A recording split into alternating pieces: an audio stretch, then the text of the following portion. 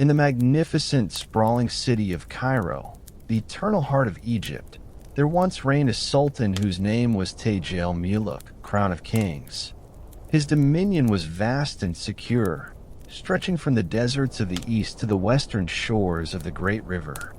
Taj el-Muluk was renowned throughout the known world not only for the splendor of his court and the strength of his armies, but for the profound justice of his rule. He was a sovereign beloved by his people. His treasury was full, his kingdom was peaceful, and his viziers were wise and loyal. Yet, despite his immense wealth and secure crown, a deep, pervasive sorrow afflicted the great sultan. As the years passed, Taj el-Muluk grew old, and he remained childless. The beautiful sultana, his wife, had borne him no heir, and the thought of his immense kingdom falling into dispute or disarray after his death was a constant, gnawing anxiety that clouded his happiest days. He would often retire to his private chambers, casting off his royal robes, to contemplate the emptiness of his lineage. A king's power, he knew, was fleeting if it did not flow into the life of his son. One humid evening, the sultan summoned his grand vizier, a man famed throughout the kingdom for his piety and vast, ancient knowledge. The vizier entered the chamber and found his sultan looking not like the ruler of the world, but like a lonely, burdened man. "My trusted vizier," the sultan began, his voice heavy with weariness, "God has granted me all the glories of this world, peace, power, and the love of my subjects. But the fear of the future consumes me. My years are gathering, and my bed is barren. What good is a crown if there is no son to inherit the burden and the blessing? What counsel can your wisdom offer me in this affliction?" The Grand Vizier, after a long silence spent in respectful thought, bowed low. "My Lord Sultan, the blessings of children are gifts from the Almighty, and they are earned through pious deeds and profound devotion. Your justice is known across the lands, but perhaps one final, great sacrifice of faith is required to loosen the knot of this misfortune." The vizier then laid out a specific, rigorous plan. He advised the sultan to embark on a journey of extraordinary piety. They must travel to a remote ancient shrine of the Seven Sleepers in the distant mountains of the north, a place famous for granting the prayers of the desperate. The journey was to be arduous, taking many weeks. The sultan was commanded to travel in humility, offering vast sums of charity to every poor soul they encountered along the way, feeding all the hungry and quenching the thirst of all the afflicted. He was to take no earthly comfort and to pray constantly, asking God not for a king, but for a child. The sultan, desperate to secure his lineage, immediately agreed. He delegated the governance of Cairo to his loyal officials and, taking only a few trusted servants, a significant supply of gold for charity, and the Grand Vizier, he set off on the long, difficult journey. He replaced his royal silk robes with the rough wool of a pilgrim, eating only the simplest fare and sleeping on the bare ground. The journey became a testament to Taj al-Muluk's devotion. They traveled for weeks, crossing harsh terrain and wide deserts. At every village, at every lonely traveler they met, the sultan stopped. He personally distributed gold, ensuring no poor man was turned away. He oversaw the feeding of entire communities, fulfilling the vizier's command with a passionate sincerity that impressed even the most cynical onlookers. His sacrifice was true and complete. Finally, they arrive at the desolate, sacred mountain shrine. The sultan spent 3 days and 3 nights in continuous prayer and fasting, kneeling before the ancient stone altar, pouring out the anguish of his barren existence to the heavens. On the final night, exhausted by fasting and fervor, the sultan fell into a deep prophetic sleep. In his dream, a figure of brilliant light, ancient and venerable, appeared before him.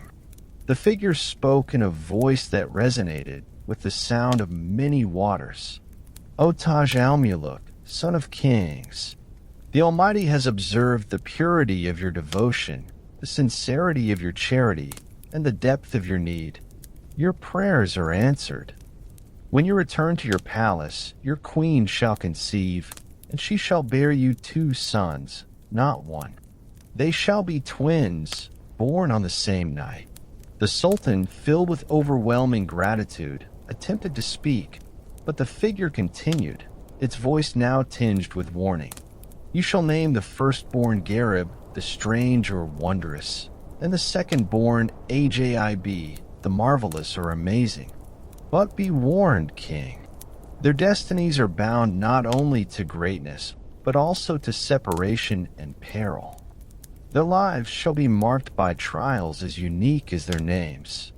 Guard them with all your wisdom, for the strange and the marvelous rarely know peace. The Sultan woke with a start, the echo of the prophecy still ringing in his ears, a heart bursting with joy and a profound, solemn fear. He recounted the dream to the Grand Vizier, who fell to his knees in awe, recognizing the divine magnitude of the answered prayer. Taj al-Muluk returned to Cairo not just as a king, but as a man whose destiny had been foretold. He re-entered his magnificent palace, and within a few short months, the Sultana informed him that, indeed, she carried his children. The entire kingdom rejoiced, preparing for the arrival of the promised heirs who would ensure the glorious continuation of Taj al-Muluk's ancient line. The Sultan, however, never forgot the warning, the strange and the marvelous rarely know peace. The Sultan Taj al-Muluk returned to his palace, his heart filled with a triumphant yet solemn joy. The prophecy from the ancient shrine had been delivered, and he waited with anxious anticipation. The people of Cairo, having heard the whispers of the Sultan's pious journey, rejoiced when the news finally arrived. The Sultana had indeed conceived. The Sultan, ever mindful of the warning about separation and peril, prepared his court not only for a birth, but for a destiny marked by strangeness and marvel. 9 months after his return, the joyous sound of celebration erupted throughout the capital. The Sultana gave birth to 2 sons, born on the very same night, just as the holy figure had foretold. The Sultan, confirming the precise instruction of his dream, bestowed the names. The firstborn was called Gharib, the strange/wondrous, and the second-born was named Ajib, the marvelous/amazing. The kingdom celebrated for 7 days and 7 nights, distributing feasts and alms to every corner of the realm. The Sultan's happiness was finally complete, though the underlying fear of the coming peril remained a constant, cold shadow in his mind, often emerging during the quiet hours of the night.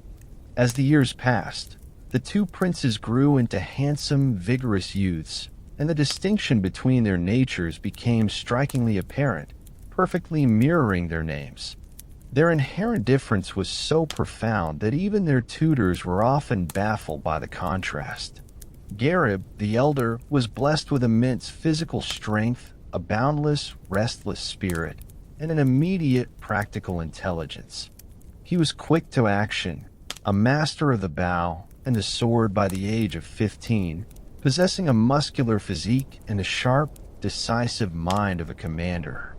He had a rough, undeniable charisma that drew the palace guards, the soldiers, and even the common people to him, for he spoke plainly and acted boldly.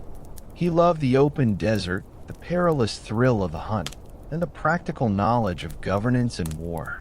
He disdained the solitude of the library, preferring the sun on his face and the feel of steel in his hand. He was a prince destined to rule through sheer force of will, presence, and practical mastery. He was the wondrous man of action. Ajib, the younger, was the opposite in temperament and physique. He possessed a contemplative, gentle spirit and a slender body, yet a face that shone with profound spiritual beauty and the light of relentless inquiry. He immersed himself in the vast, cedar-scented libraries of the palace, studying ancient philosophy, astronomy, and the complicated laws of the various peoples under his father's rule. He spoke 7 languages with perfect fluency, mastered complex mathematics that baffled his military tutors, and was always seeking hidden meaning and ethical truth in the world. He was the prince destined to rule through pure wisdom, intellectual insight, and profound ethical thought. He was the marvelous mind. The Sultan Taj el-Muluk, deeply conscious of the prophecy that foretold separation and peril, took extraordinary measures to protect his sons. He kept them both within the immediate safety of the palace walls, surrounding them with his most loyal Mamluk guards and the wisest scholars in the land. He instructed the 2 brothers to never, under any circumstances, leave the immediate safety of the capital without his express written consent. The Sultan believed that by preventing them from venturing into the world, by building an impenetrable wall of love and caution, he could indefinitely postpone the separation that destiny had warned him about. For 18 years, his strategy worked, and the 2 princes were inseparable, their contrasting natures forming a perfect, harmonious whole. Gharib's strength protecting Ajib's quiet study, and Ajib's wisdom tempering Gharib's impulsive courage. For 18 years, the Sultan Taj el-Muluk succeeded in warding off the prophecy. The 2 princes, Gharib and Ajib, grew into their contrasting strengths, their companionship remaining the heart of the palace.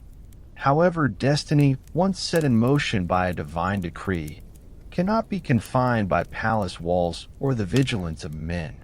When the princes reached the age of 18, the heat of the Cairo summer became unbearably oppressive. The air within the city walls grew stagnant and heavy, causing the royal physician to express concern over the prince's health. The Grand Vizier suggested that the young men be taken on a carefully supervised, brief excursion to the Sultan's private coastal estate near Alexandria, allowing them to breathe the refreshing, life-giving air of the Mediterranean Sea. The Sultan, reluctant to break his self-imposed protective barrier, but recognizing the need for the prince's well-being, finally agreed. He ensured their safety by sending them with a massive retinue, a company of 300 elite guards, several viziers, and high-ranking officials, treating the trip like a military campaign to guarantee absolute security.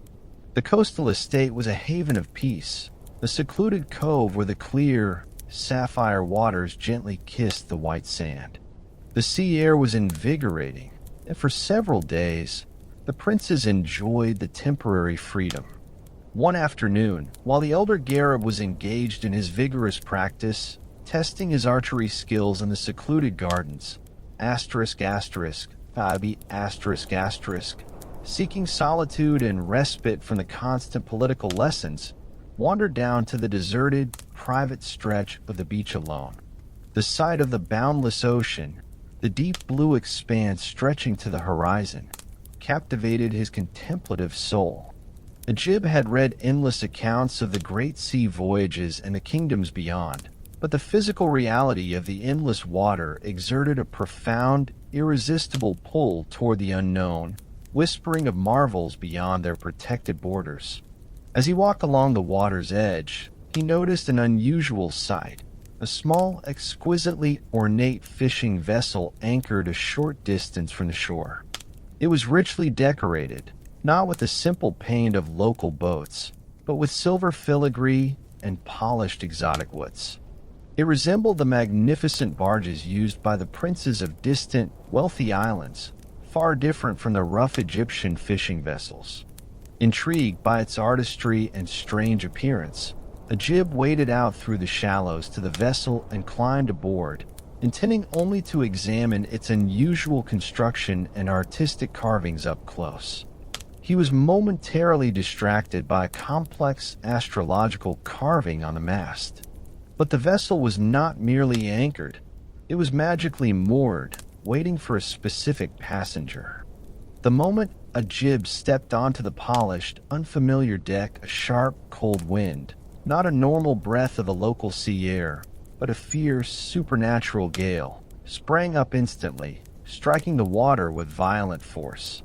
The mooring rope snapped as if cut by an invisible, blazing sword, and the vessel surged violently away from the shore, its single sail deploying with blinding, magical speed.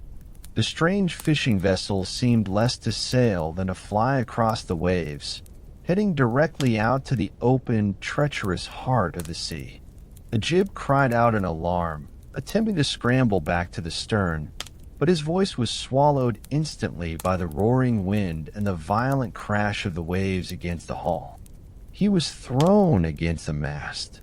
He rushed to the stern, straining his eyes, but the shoreline, the safe, familiar palace gardens, the distant, frantic shouts of the guards, the comforting sight of his father's domain, vanished rapidly into a thick, sudden sea mist that engulfed the coast. The separation, foretold 18 years prior, had occurred in a single, terrifying instant, fulfilling the prophecy with brutal, chilling swiftness. The magical separation was noticed almost immediately. The entire coastal retinue, led by a panicked Gharib, reached the secluded beach moments too late. They saw only the distant, retreating sail, a white, impossibly fast speck swallowed instantly by the vast, open blue of the Mediterranean. The powerful, sudden gale that had driven the strange vessel vanished as quickly as it had appeared, leaving the water deceptively calm. Gharib, his face contorted in disbelief and raw grief, plunged into the water, attempting to swim after the vessel. His physical strength was immense, but the current that had been created by the magical ship was impossibly strong, an invisible, powerful force he could not overcome. He was forced back to the shore, breathless and defeated, watching the last trace of his brother vanish on the horizon. The entire camp erupted into chaos and despair. Messengers were dispatched immediately, riding the fastest steeds back to Cairo with the devastating news. Sultan Taj el-Muluk was shattered by the report. His piety, his wisdom, and his 18 years of relentless precautions had failed. Destiny had claimed his beloved son. The prophecy of separation had been violently fulfilled, leaving the Sultan alone with a terrible realization that the second part, peril had now begun for Ajib. The Sultan descended into a profound, overwhelming grief, retreating to his inner chambers, refusing to eat or sleep. Gharib, however, did not surrender to despair or the paralysis of sorrow. The immense shock of losing his contemplative, gentle twin had transformed the action-driven prince into a man defined by a singular, fierce purpose. He was no longer content to simply be a master of the bow. He was a master of his own destiny. He returned to his grieving father in Cairo, his eyes burning with an absolute, unyielding resolve that startled the entire court. He stood before the Sultan, still clad in the sand and salt-stained garments of his failure, and spoke with the full, ringing authority of the king he was destined to become.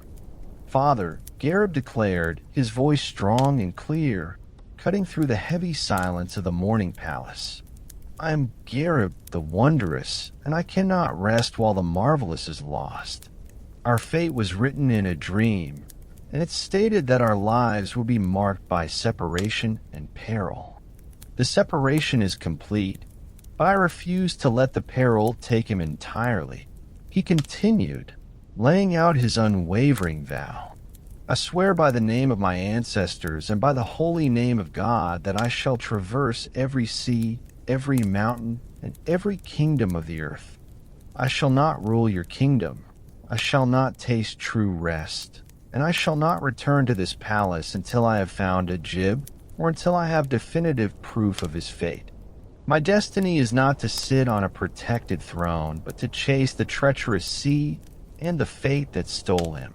The Sultan, seeing the fierce light of purpose in his remaining son's eyes, a light that mirrored the resolve of the venerable figure in his prophetic dream, realized that to restrain Gharib would be to deny destiny itself.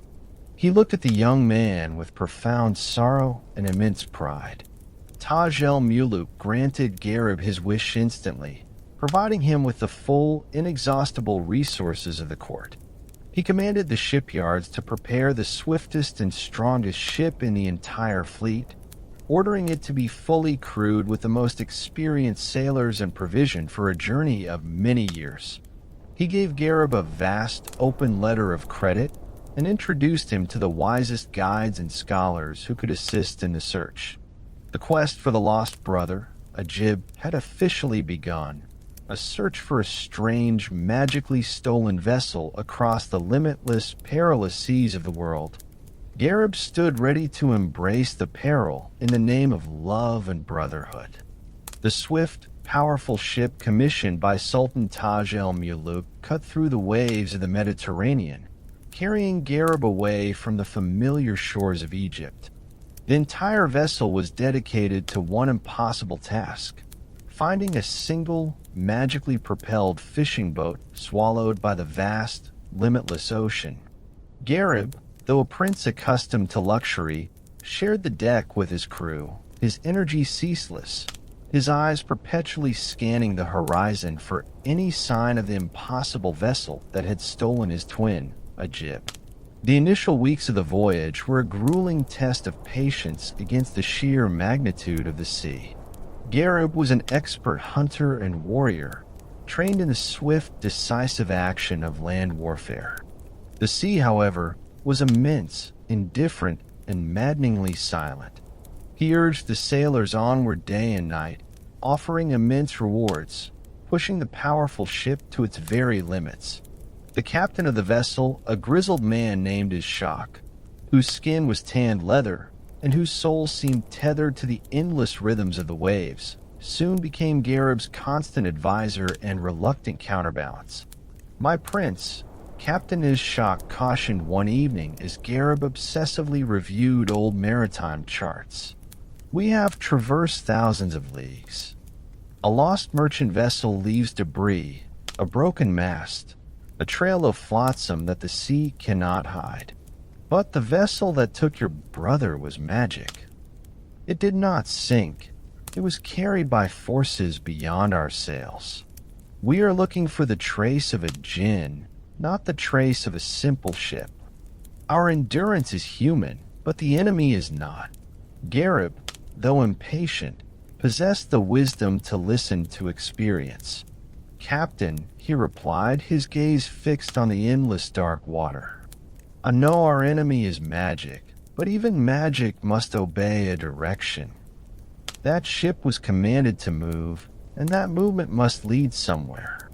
We continue.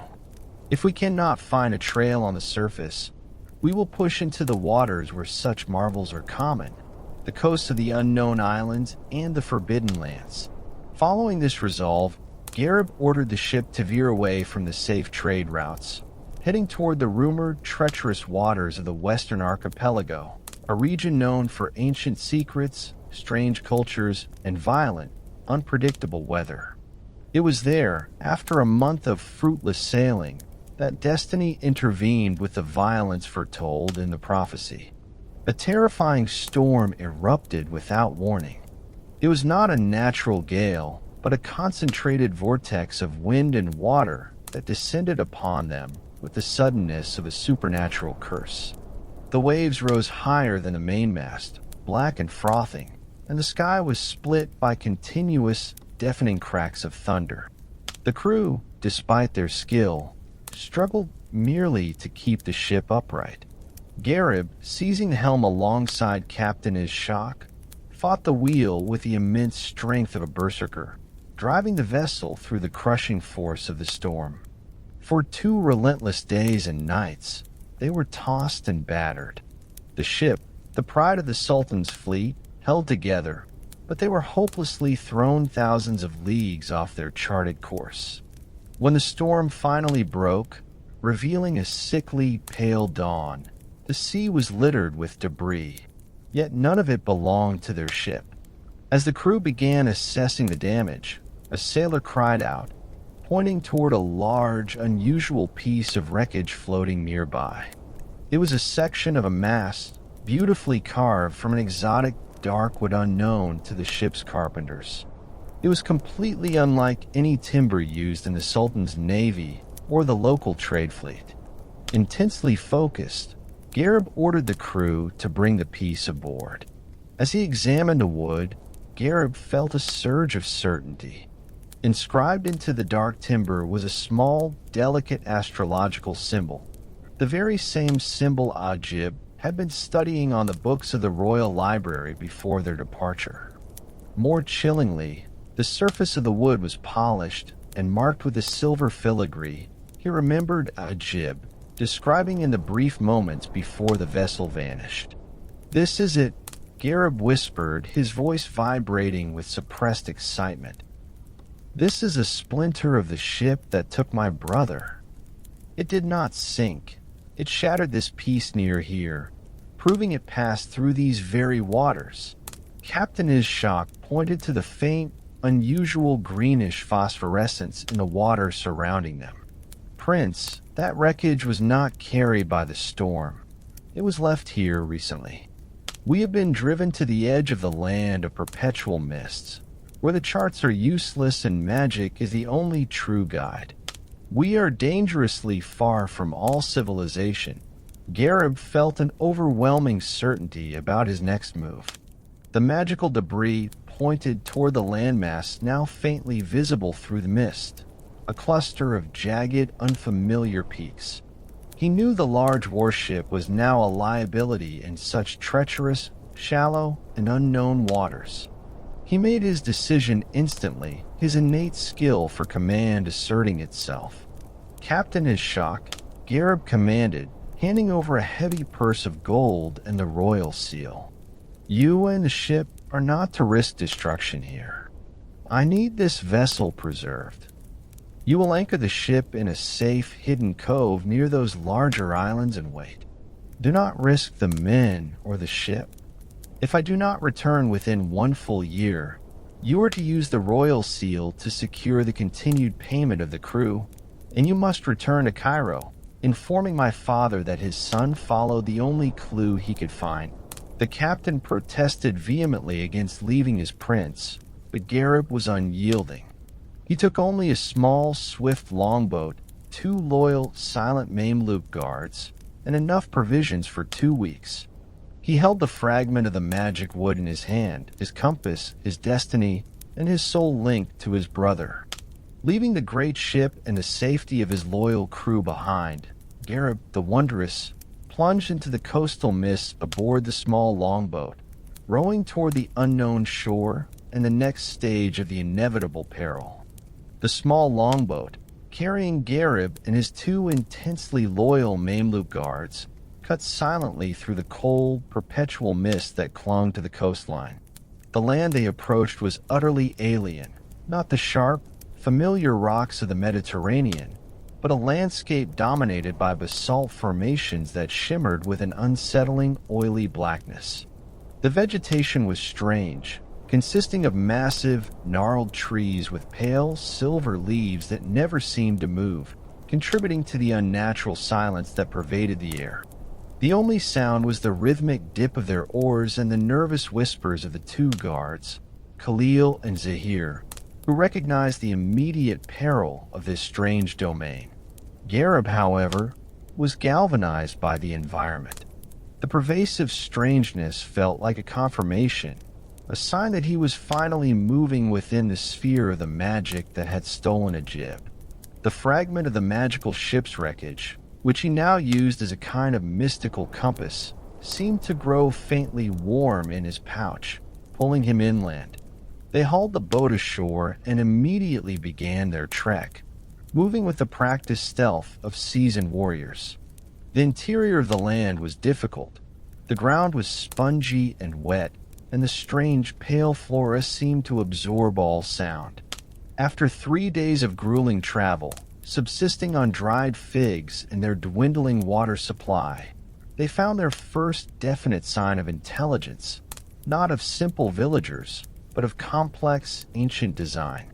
The path they followed suddenly widened into a perfectly smooth flagstone road, paved with massive, interlocking stones of deep purple quartz. It led them swiftly toward the high mountain peaks visible through the mist. As they moved higher, the mist began to thin, revealing a sight that defied the natural laws of architecture, a towering citadel carved directly into the sheer face of a black mountain. It was not built of stones, but appeared to be an organic growth, its ramparts and towers spiraling upward into the clouds. The walls shimmered faintly, suggesting a powerful, pervasive enchantment. "My prince," whispered Khalil, his hand tightening on the hilt of his sword. "No mortal race that we know of built this fortress.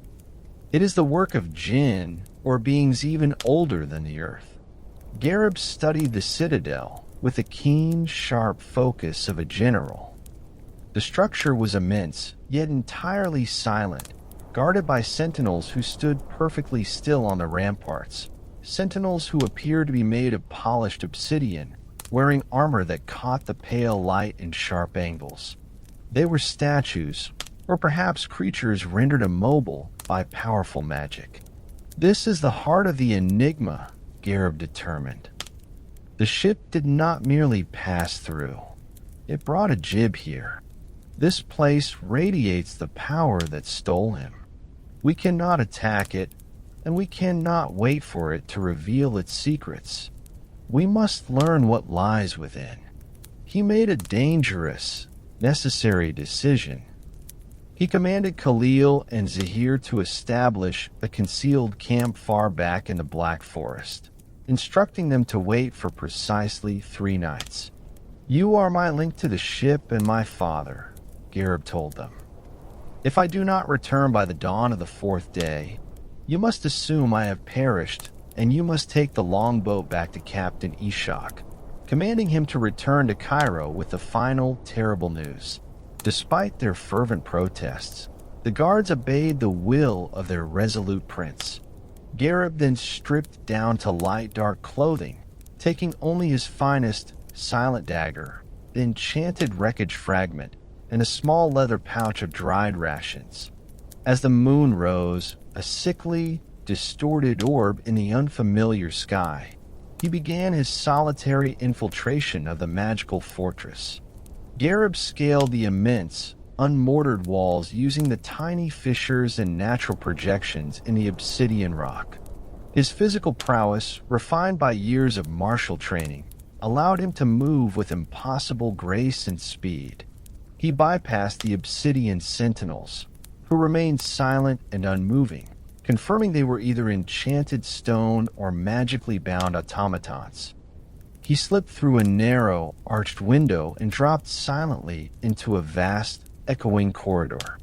The air inside the citadel was warm and dry, smelling faintly of spice and ancient dust.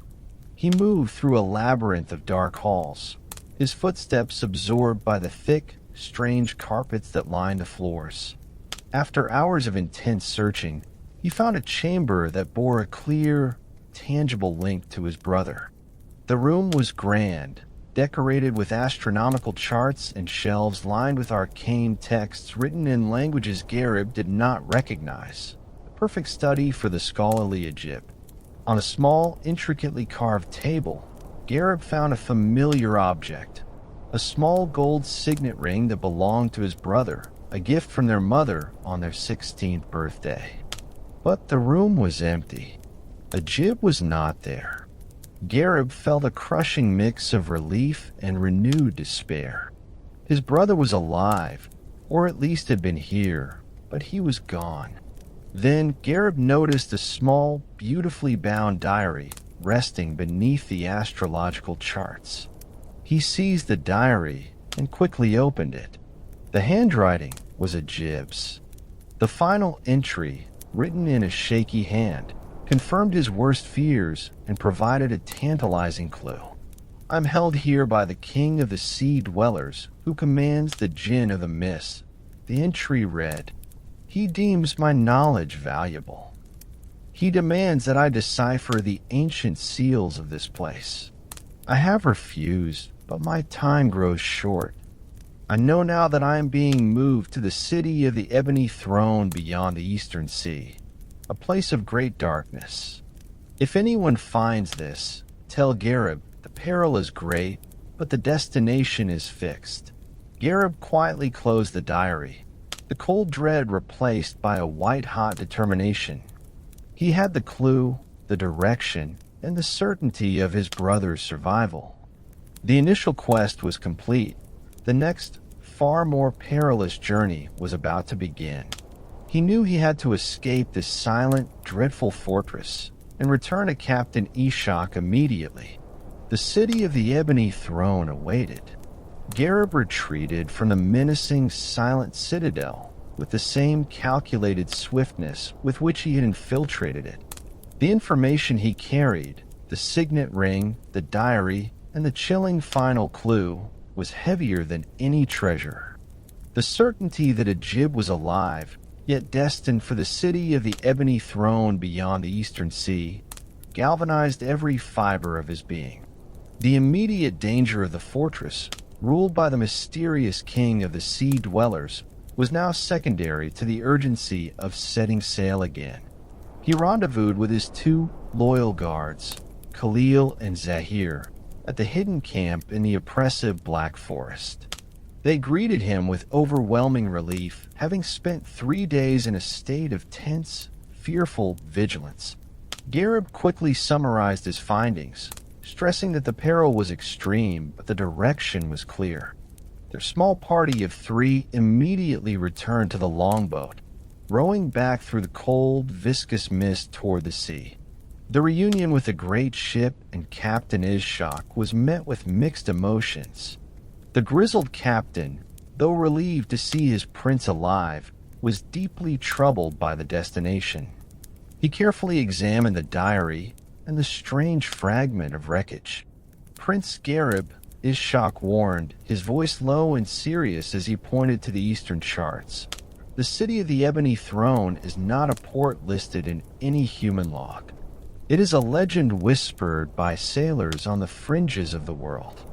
It is said to lie beyond the veil of perpetual storms, in waters guarded by creatures of the deep and the very jinn that rule the shores you have just left. This is not a voyage of exploration. It is a direct challenge to the powers of darkness. Gharib stood firm, the blood of Taj el-Muluk stirring in his veins. Then we challenge them, Captain. My brother's knowledge is being sought to break ancient seals.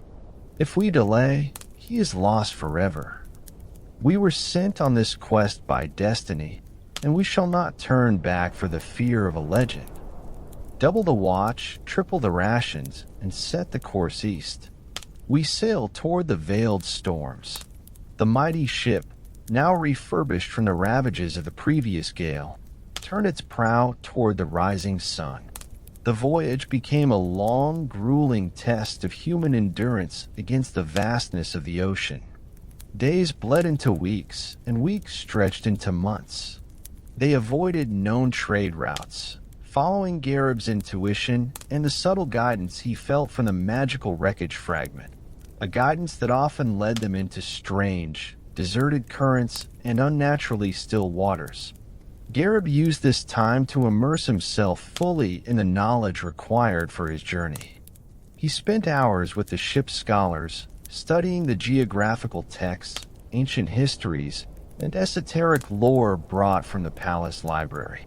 He learned about the various tribes of the jinn, the magical defenses of legendary cities, and the specific architecture of power that might govern the city of the Ebony Throne. He realized that brute strength alone, his natural gift, would not suffice against this magical enemy. He needed Ajib's scholarly wisdom, even in his absence. After sailing for what seemed an eternity, the ship finally reached the purported boundary of the Veil of Perpetual Storms. The ocean here was a terrifying, chaotic expanse. The sky was permanently obscured by coiling, dark clouds, and the sea surface was a maelstrom of conflicting currents and unpredictable squalls. The ship was battered relentlessly, requiring every ounce of skill from Captain Ishak and every moment of Gharib's physical strength to assist the weary crew. It was during the peak of a terrifying squall that they encountered their first truly non-human peril. As the ship struggled to ride a mountainous wave, a colossal, shadowy form breached the surface directly ahead, a creature of the deep, its eyes glowing with a cold, malevolent light, seeking to crush the vessel in its massive, scaled coils. Fear momentarily gripped the crew, but Gharib, seeing the immediate threat, did not hesitate. He rushed to the bow, seizing the heaviest harpoon. He did not aim for the body or the head, which were shielded by layers of thick magical scales, but aimed at the creature's glowing eye, the source of its magical vision and power. With a roar that drowned the wind, Gharib hurled the weapon with the full force of his royal rage and trained accuracy. The harpoon struck the mark with devastating precision. The creature shrieked, a deafening, unnatural sound of wounded magic, and thrashed violently before sinking back into the depths, leaving behind only a swirling vortex of blood-red foam. The victory was immediate, but the battle had taken its toll. The ship was damaged, and the encounter confirmed the captain's grim warnings. They could not continue in this condition. They needed repairs, provisions, and a chance to escape the perpetual danger of the veiled storms. Captain Ishak pointed desperately toward a break in the storm clouds to the south. "Prince, look. A sign of land. It is not the city of the Ebony Throne, but it is an island large enough to offer shelter. We must land there for repairs, or the sea will claim us all." Gharib, recognizing the Sound Council, agreed. The battered ship turned south, escaping the swirling chaos of the magical storms and heading toward the unknown, silent shore of the unexpected island, a necessary, dangerous detour that would inevitably extend the quest and introduce the next great trial of the wondrous prince. They knew nothing of the island's rulers, its people, or its perils, but its immediate promise of rest was irresistible. Their journey had only just begun. The damaged ship, its sails torn and hull leaking, finally limped out of the turbulent veil of perpetual storms, guided by the skill of Captain Ishak toward the mysterious southern island. As they approached, the island's appearance offered a deceptive, soothing promise. It was lush and vibrantly green, dominated by towering palms and flowering trees unlike any seen in Egypt. Its coastal waters were calm and translucent, a stark, welcome contrast to the chaos of the deep sea. Yet, beneath the beauty, an unsettling quiet reigned. There was no sound of birdsong, no smoke of human habitation, and no sign of life except for the whispering waves. They anchored the ship in a deep, natural harbor surrounded by thick, aromatic foliage. Captain Ishak immediately began the grueling, necessary task of repair. Prince Gharib, the captain declared, supervising the unloading of timber and tools, "We will need at least 5 full days to patch the hull and mend the sails. This island is beautiful, but the silence makes me uneasy. We must remain vigilant. I trust you and your Mamelukes to secure the perimeter." Gharib, restless and driven by the memory of his abducted twin Ajib, recognized the captain's caution. The island felt like a trap, a place where the magic of the sea had deliberately woven a sweet snare for the weary. Taking Khalil and Zahir, Gharib decided to explore a short distance inland, determined to understand the nature of the immediate peril before the crew could be compromised. They moved away from the shore, their footsteps muffled by thick layers of petals and moss. The interior was a true paradise. Wild fruit hung heavy and abundant from the trees, and the air was thick with the scent of jasmine and myrrh. Yet the sense of dread only intensified. They discovered traces of civilization, crumbling walls draped in thick vines, exquisitely carved stone ruins half swallowed by the earth, and an orchard of ancient, perfectly ordered fig trees. These were the ruins of a once prosperous civilization, but its inhabitants had vanished utterly, leaving no bodies, no signs of struggle, only silence. "It is as if the air itself absorbed the people," muttered Zahir, his hand instinctively resting near his blade. "It is too beautiful, my prince." A garden guarded by silence. They continued their cautious advance until they reached the heart of the ruined city. There, in the center of a wide plaza surrounded by crumbling pillars, they found the island's most captivating feature, a majestic, tiered fountain of pure water. The water was impossibly clear, bubbling up from a spring carved with strange, serpentine figures. The spring water looked cool and promised immediate, blissful relief from the equatorial heat. Gharib, though parched, hesitated. He reached into his pouch and grasped the fragment of the magical wreckage, the piece of dark wood that had guided him from the coast of the sea dwellers. The moment his hand closed around the wood, it grew intensely, violently cold, a temperature so low it burned his palm and sent a sharp shock up his arm. It was a clear, unmistakable warning. The water was enchanted. "Do not approach the spring," Gharib commanded his guards, his voice low and firm. "This island is not merely uninhabited. It is a lure. This water is the core of the peril." He circled the fountain, his eyes scanning for an inscription or a mechanism. He noticed that the stone lip of the fountain was polished smooth, save for a single, small plaque covered in an ancient script. Using the knowledge imparted by his tutors in Cairo, and his innate ability to decipher cryptic symbols, Gharib began to translate the inscription. The plaque revealed the grim truth. The island was indeed a paradise, but it was cursed. It was once the domain of a powerful, jealous sorceress who, upon her death, enchanted the main spring. The curse was designed to offer perpetual rest to any weary traveler who drank its waters. Those who drank would be overcome by an irresistible, profound slumber, their bodies remaining intact forever, serving as eternal, silent guardians of the sorceress's forgotten kingdom. The inhabitants of the ancient city, the inscription concluded, had succumbed to the curse when an endless drought forced them to drink from the spring. As Gharib finished translating the final lines, a figure emerged from the shadows of the crumbling pillars, a frail, withered old man, his skin like dried parchment, his eyes wide and vacant. He carried a clay bowl, which he slowly filled with the shimmering water. "Welcome, weary travelers," the old man whispered, his voice thin as dry leaves.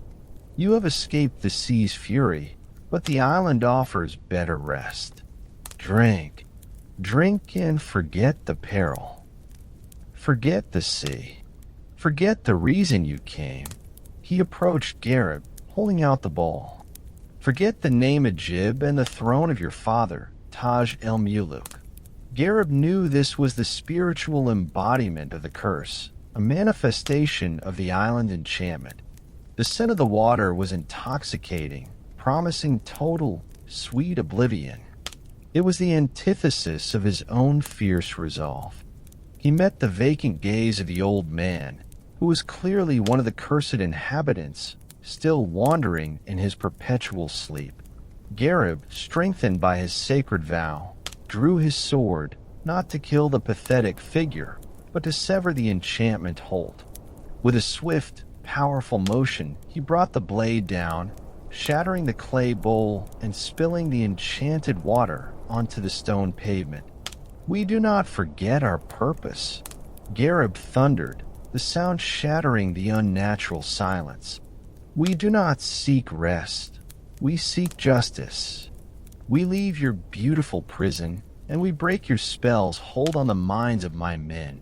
The old man shrieked, the sound echoing unnaturally before he dissolved into a thin wisp of dust. The fountain's light dimmed, and the terrifying silence of the island was momentarily broken by a low, defeated, magical groan. Gharib had saved his crew, but he knew the longer they stayed, the more susceptible they would be to the island's subtle, pervasive charm. They had to leave immediately. The perilous, winding path to the city of the Ebony Throne was calling them back to the sea. Gharib did not waste a moment after shattering the enchanted bowl. The island's curse, though primarily focused on the spring, was a pervasive, insidious enchantment woven into the very air. Every fragrant breeze, every ray of soft sunlight, was designed to lull the weary soul into fatal complacency. Leaving the shattered ruins behind, Gharib raced back toward the harbor, driven by the absolute certainty that the curse was already working on his vulnerable crew. Khalil and Zahir followed, their own minds fighting the seductive lethargy of the air. They reached the harbor to find the scene precisely as Gharib had feared. Captain Ishaq and the crew were working, but their movements were slow. Their tools dropped listlessly, and their faces wore expressions of deep, unnatural contentment. The repairs were half finished, the men finding the task suddenly too tedious, the sun too warm, and the thought of sailing back into the harsh sea utterly repulsive. "Captain," Gharib thundered, the sound of his voice slicing through the thick, enchanted silence. "The repairs cease. We leave now. This island is cursed. The air itself is poison, designed to make us forget our purpose and abandon our lives." Ishaq looked up, his eyes heavy-lidded. "Prince," he said, his voice slow and thick with languor, "the sea is calm, the air is sweet. We need only another day to perfectly mend the rudder. Why hasten to the storms?" Gharib knew arguing was futile. The enchantment had dulled their minds, not their physical bodies. He grabbed the captain by the shoulder, shaking him roughly. "Do you remember the sea creature? Do you remember Ajib and the city of the Ebony Throne? I command you. If we wait another hour, you will all choose to sleep here forever."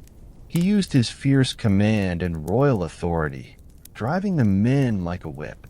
He personally oversaw the hasty loading of water and provisions, using his immense strength to lift heavy crates and patch vital sections of the hull with ruthless speed.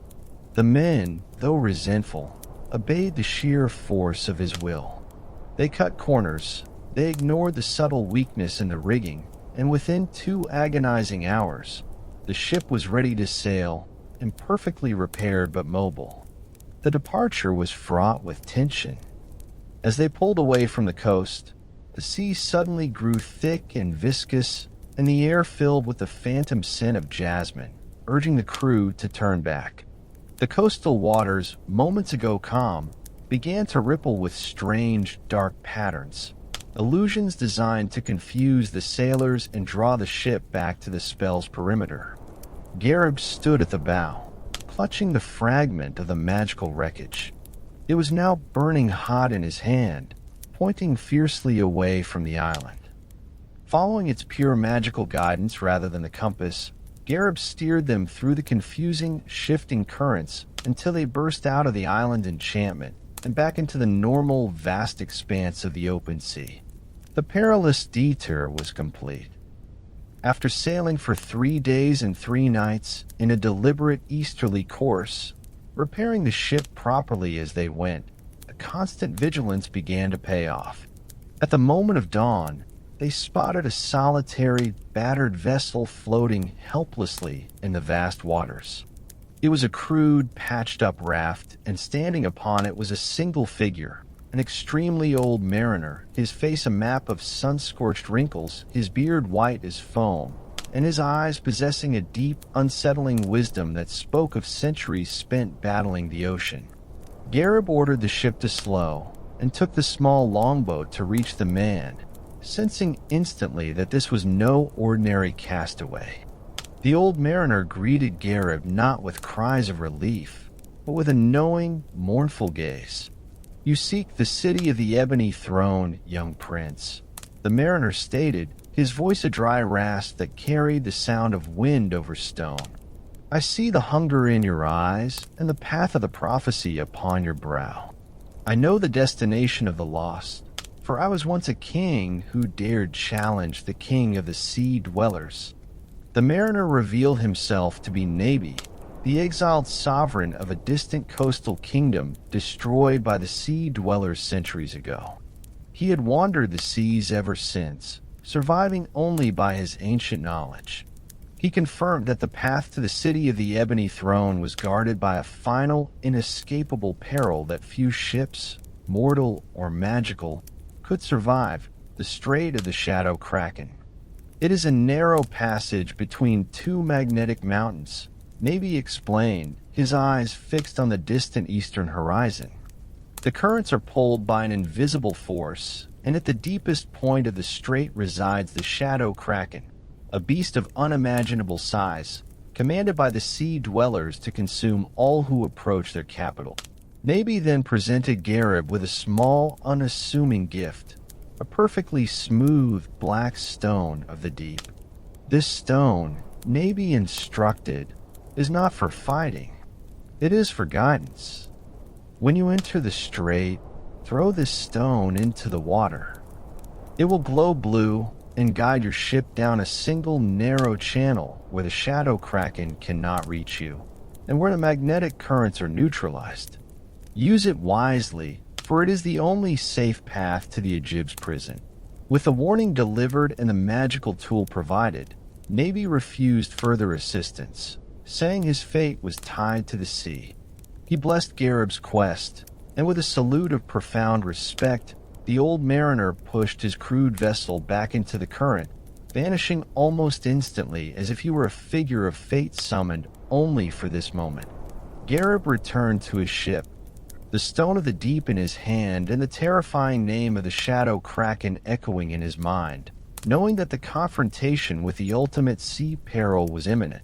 Guided by the desperate instructions of the old mariner Nabi, Gharib set the course toward the Strait of the Shadow Kraken. The long voyage continued eastward, but the environment swiftly changed from the vast open ocean into a domain of terror. The water turned a deep, inky black, and the air grew thick and heavy, charged with an unsettling electrical energy. The crew felt a prickling sensation on their skin, and the ship's compasses began to spin wildly, rendered useless by the imminent, powerful forces. Ahead of them, two colossal formations rose from the sea, piercing the low, dark clouds. These were the magnetic mountains, jagged twin peaks of iron-rich rock that loomed thousands of feet high, flanking a narrow, treacherous channel. The magnetic pull was immense and growing stronger with every league they covered. Tools flew from the hands of the sailors, and the ship's metal fittings vibrated with a menacing hum. Captain Ishak, his face grim, gripped the railing.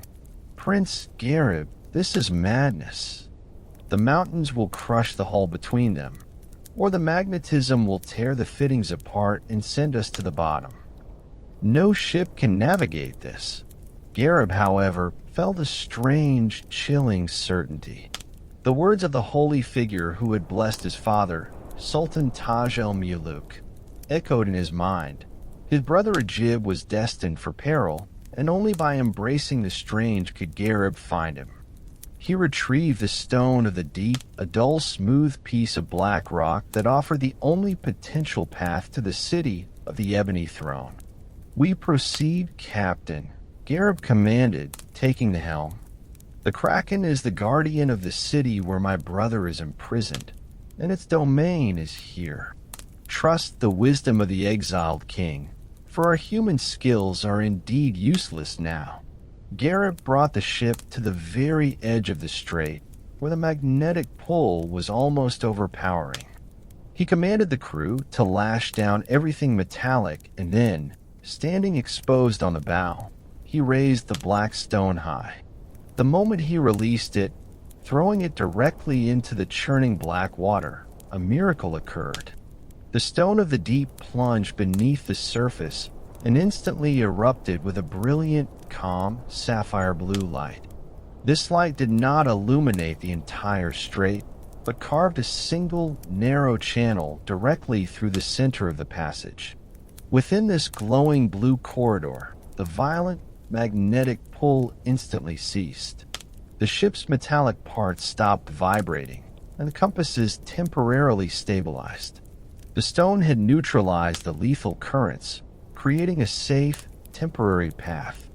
Gharib took the helm, his every muscle tensed, steering the ship with absolute precision into the narrow, luminous blue lane. They moved slowly, cautiously, between the crushing weight of the magnetic mountains. It was then that the terrifying guardian of the strait made its appearance. As the ship passed the deepest, darkest point of the channel, the water beneath them roiled violently. A colossal, shadowy form, darker than the abyss itself, rose from the depths, the Shadow Kraken. It was a beast of unimaginable size, its hide glistening with toxic slime, its single cyclopean eye glowing with the cold, malevolent light of the sea dwellers. Its tentacles, each thicker than the ship's mast, shot upwards, intending to crush the vessel and its crew. The crew screamed, but Gharib kept his focus razor-sharp on the luminous channel ahead. The Shadow Kraken's tentacles lashed out, barely missing the ship's stern. Its colossal mouth opened, a vortex of jagged teeth, but the magical blue corridor of the stone of the deep proved too narrow for the beast's massive bulk. The Kraken, constrained by the powerful neutralizing light, could only watch, thrashing in powerless fury, as the small human ship escaped its grasp. They emerged from the strait battered but triumphant. As the ship sailed into the calm open waters beyond the magnetic mountains, the stone of the deep suddenly winked out, plunging the sea back into darkness.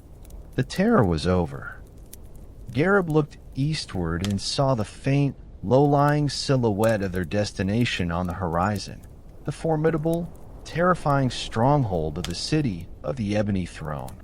His journey was nearing its end, and the confrontation with the king of the sea dwellers and the rescue of Ajib was at hand.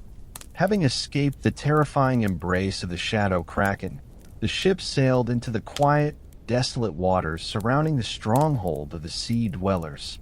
On the horizon, low against the perpetual twilight of this foreign domain, lay the City of the Ebony Throne. It was a grim spectacle, built entirely of dark metamorphic rock that seemed to absorb all light, radiating an atmosphere of profound gloom and malevolence. There were no welcoming beacons, no signs of commerce or life, only looming towers and ramparts that promised absolute, tyrannical power. Gharib summoned Captain Ishak and his two loyal Mamelukes, Khalil and Zahir, for a final council in the cabin. The ship had served its purpose, bringing the prince to the very doorstep of his goal. Captain, Gharib began, his voice calm but firm. Our confrontation with the sea dwellers begins now. This city is their fortress, and we must assume every shadow holds a spy, and every whisper is overheard by magic. We will take no risks with the vessel or the crew.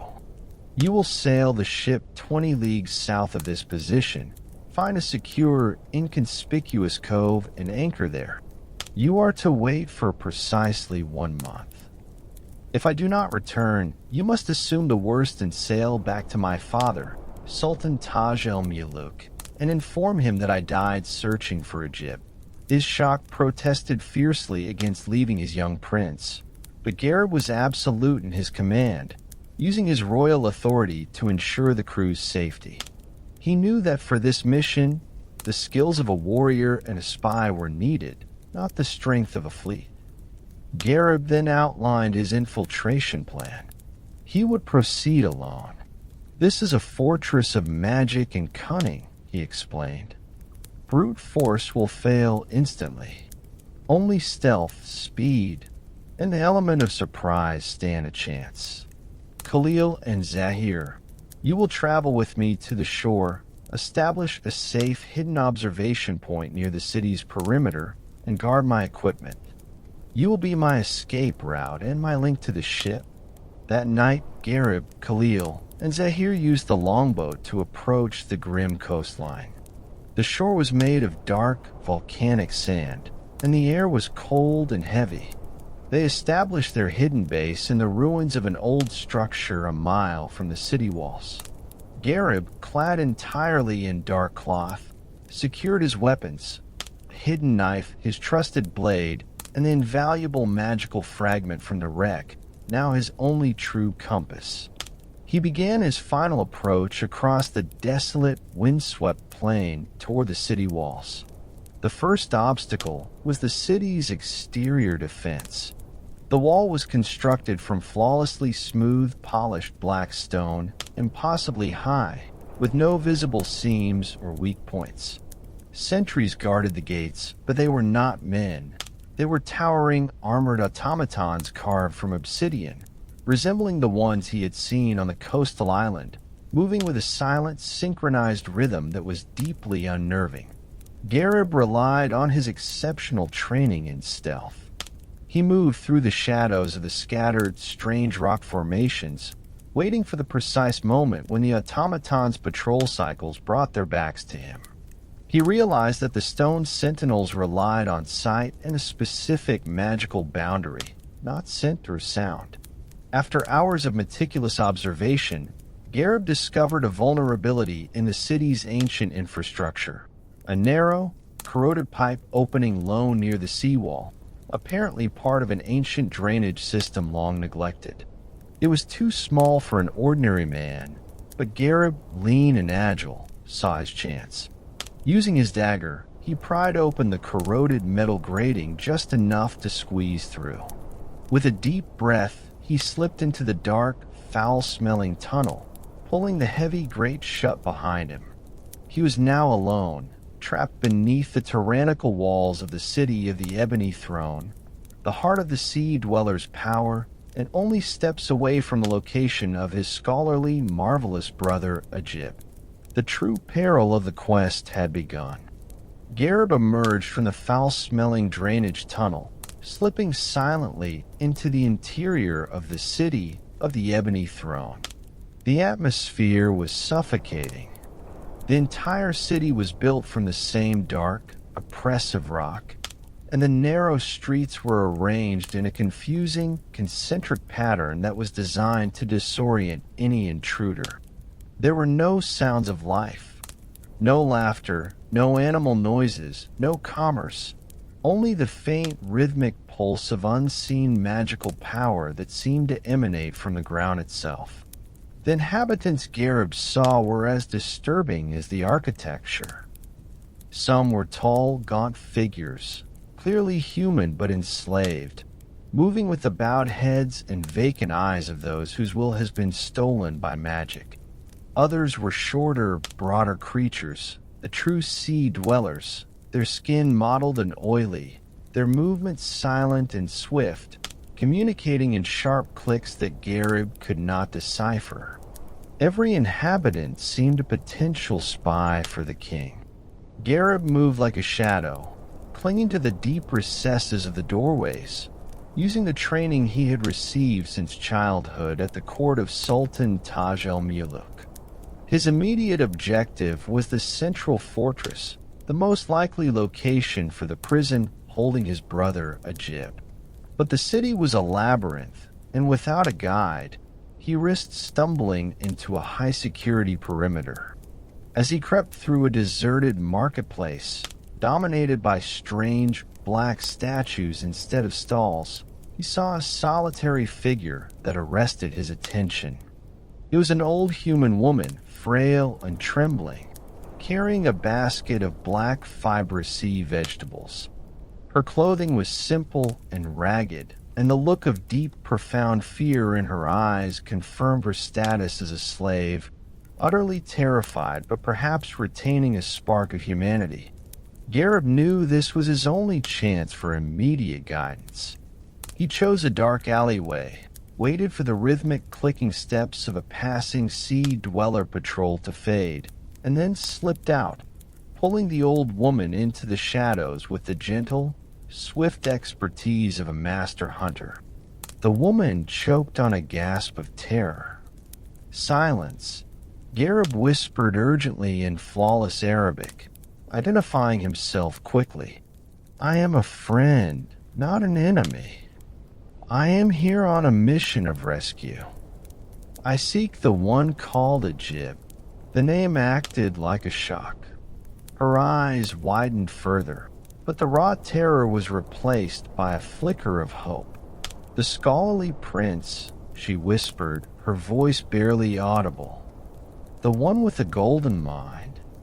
The one who refuses to break the seals. Gharib nodded fiercely. Yes, I am his blood. Tell me, where is he held? The old woman, whose name she revealed was quickly confirmed the severity of Ajib's peril.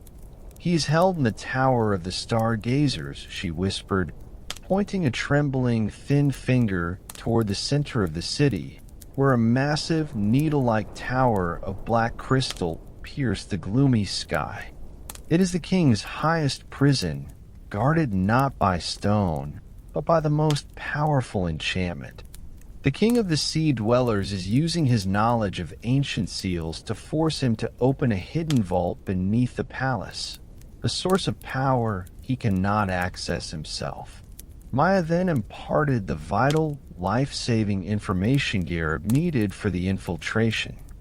The king maintains a strict, ritualistic schedule, she explained, her voice gaining strength as she spoke of resistance. Every night, precisely 1 hour after the lowest tide, the king and his high priests descend to the lower chambers for a ceremony. During this hour, the magical ward that protects the main entrance to the Tower of the Stargazers is momentarily weakened as their power is diverted to the ritual. This window is your only chance. It happens tonight. She warned him of the most dangerous guard, a massive serpentine creature called the Guardian of the Silent Steps, which patrols the only accessible bridge to the tower. It hears not with its ears, but with the earth itself, she cautioned. Gharib pressed a small, heavy gold coin from his pouch into her hand, a currency she had likely not seen in decades. Your bravery is noted, Maya. Now you must return to your duties and forget you ever saw me. Armed with the precise location and a rapidly closing time window, Gharib left the terrified but resolute servant. He moved with renewed speed and focus toward the central district. The crystalline tower of the Stargazers loomed ever larger, radiating a cold, palpable sense of magical authority. The main square before the tower was patrolled by silent, floating orbs of green light, magical sensors that Gharib knew would instantly alert the entire fortress. He kept low, hugging the shadows of the massive, cyclopean structures, using his training and his raw will to navigate the final, treacherous yards. The moment of confrontation was upon him, and he knew that failure would mean the doom of his brother Ajib and the end of the glorious line of Taj el-Muluk. He was no longer just the wondrous prince. He was a solitary force of light against the deep darkness of the sea dwellers. Gharib crouched in the shadow of a monolithic black obelisk in the central square, his eyes fixed on the towering, crystalline structure of the Tower of the Stargazers. The air was now humming with an intensified resonant power, a signal that the moment of the king of the sea dwellers' ritual was fast approaching. Floating silently over the square were the patrolling orbs of emerald light, magical sentinels that swept the area, searching for any break in the city's meticulously maintained order. Gharib timed his breathing to the slow, deep rhythm of the Sea Dweller Patrol, waiting for the precise convergence of two events, the lowest tide and the corresponding dip in the tower's magical protection. The minutes stretched into an eternity of silent tension. Finally, the rhythmic pulse of power emanating from the ground seemed to falter, dimming perceptibly. The light on the floating orbs momentarily flickered. The time window, as foretold by an AYA, had opened. Gharib darted across the square, navigating the sweeping arcs of the emerald orbs with the focused speed of a startled gazelle. He reached the final obstacle, a narrow bridge of smooth black basalt that spanned a deep chasm, leading directly to the tower's main door. Upon the bridge lay the dreaded guardian of the silent steps. It was a creature of serpentine horror, not armor but massive, its skin a smooth, reflective black like wet oil. It was coiled across the entire width of the bridge, its body pulsating with a terrifying, silent awareness. The guardian was sightless, having no discernible eyes, but its entire body was covered in thousands of minute, hair-like sensors that adhered to the stone, allowing it to perceive the slightest terrestrial vibration, the very peril Maya had warned of. Any footstep, however soft, would trigger an immediate lethal strike. Gharib's physical strength and sword were useless here. A battle would not only alert the city, but guarantee his death. He had to rely on cunning, realizing that his years of practicing patience under the eye of Sultan Taj el-Muluk had been preparation for this moment. He reached into his pouch, retrieving a small, intricately woven silk scarf, intended originally to cover his face against the desert sands. With painstaking slowness, Gharib carefully wrapped the silk around his boots, creating thick, soft pads designed to absorb every trace of vibration. He then recalled the properties of the magical wreckage fragment he carried, the piece of dark wood that had once glowed hot or cold to warn him. He realized the fragment was not just a compass. It was a pure concentration of anti-magic essence. With a silent prayer, Gharib placed the fragment directly before the guardian's coiled head. The anti-magic energy was subtle, but potent enough to disrupt the creature's hypersensitive sensors. The serpentine guardian twitched violently, its sensitive body briefly confused by the localized disruption in its sensory domain. The momentary confusion gave Gharib a single, critical window of opportunity. Moving with a slow, agonizing control that required the totality of his physical and mental focus, Gharib began to cross the bridge.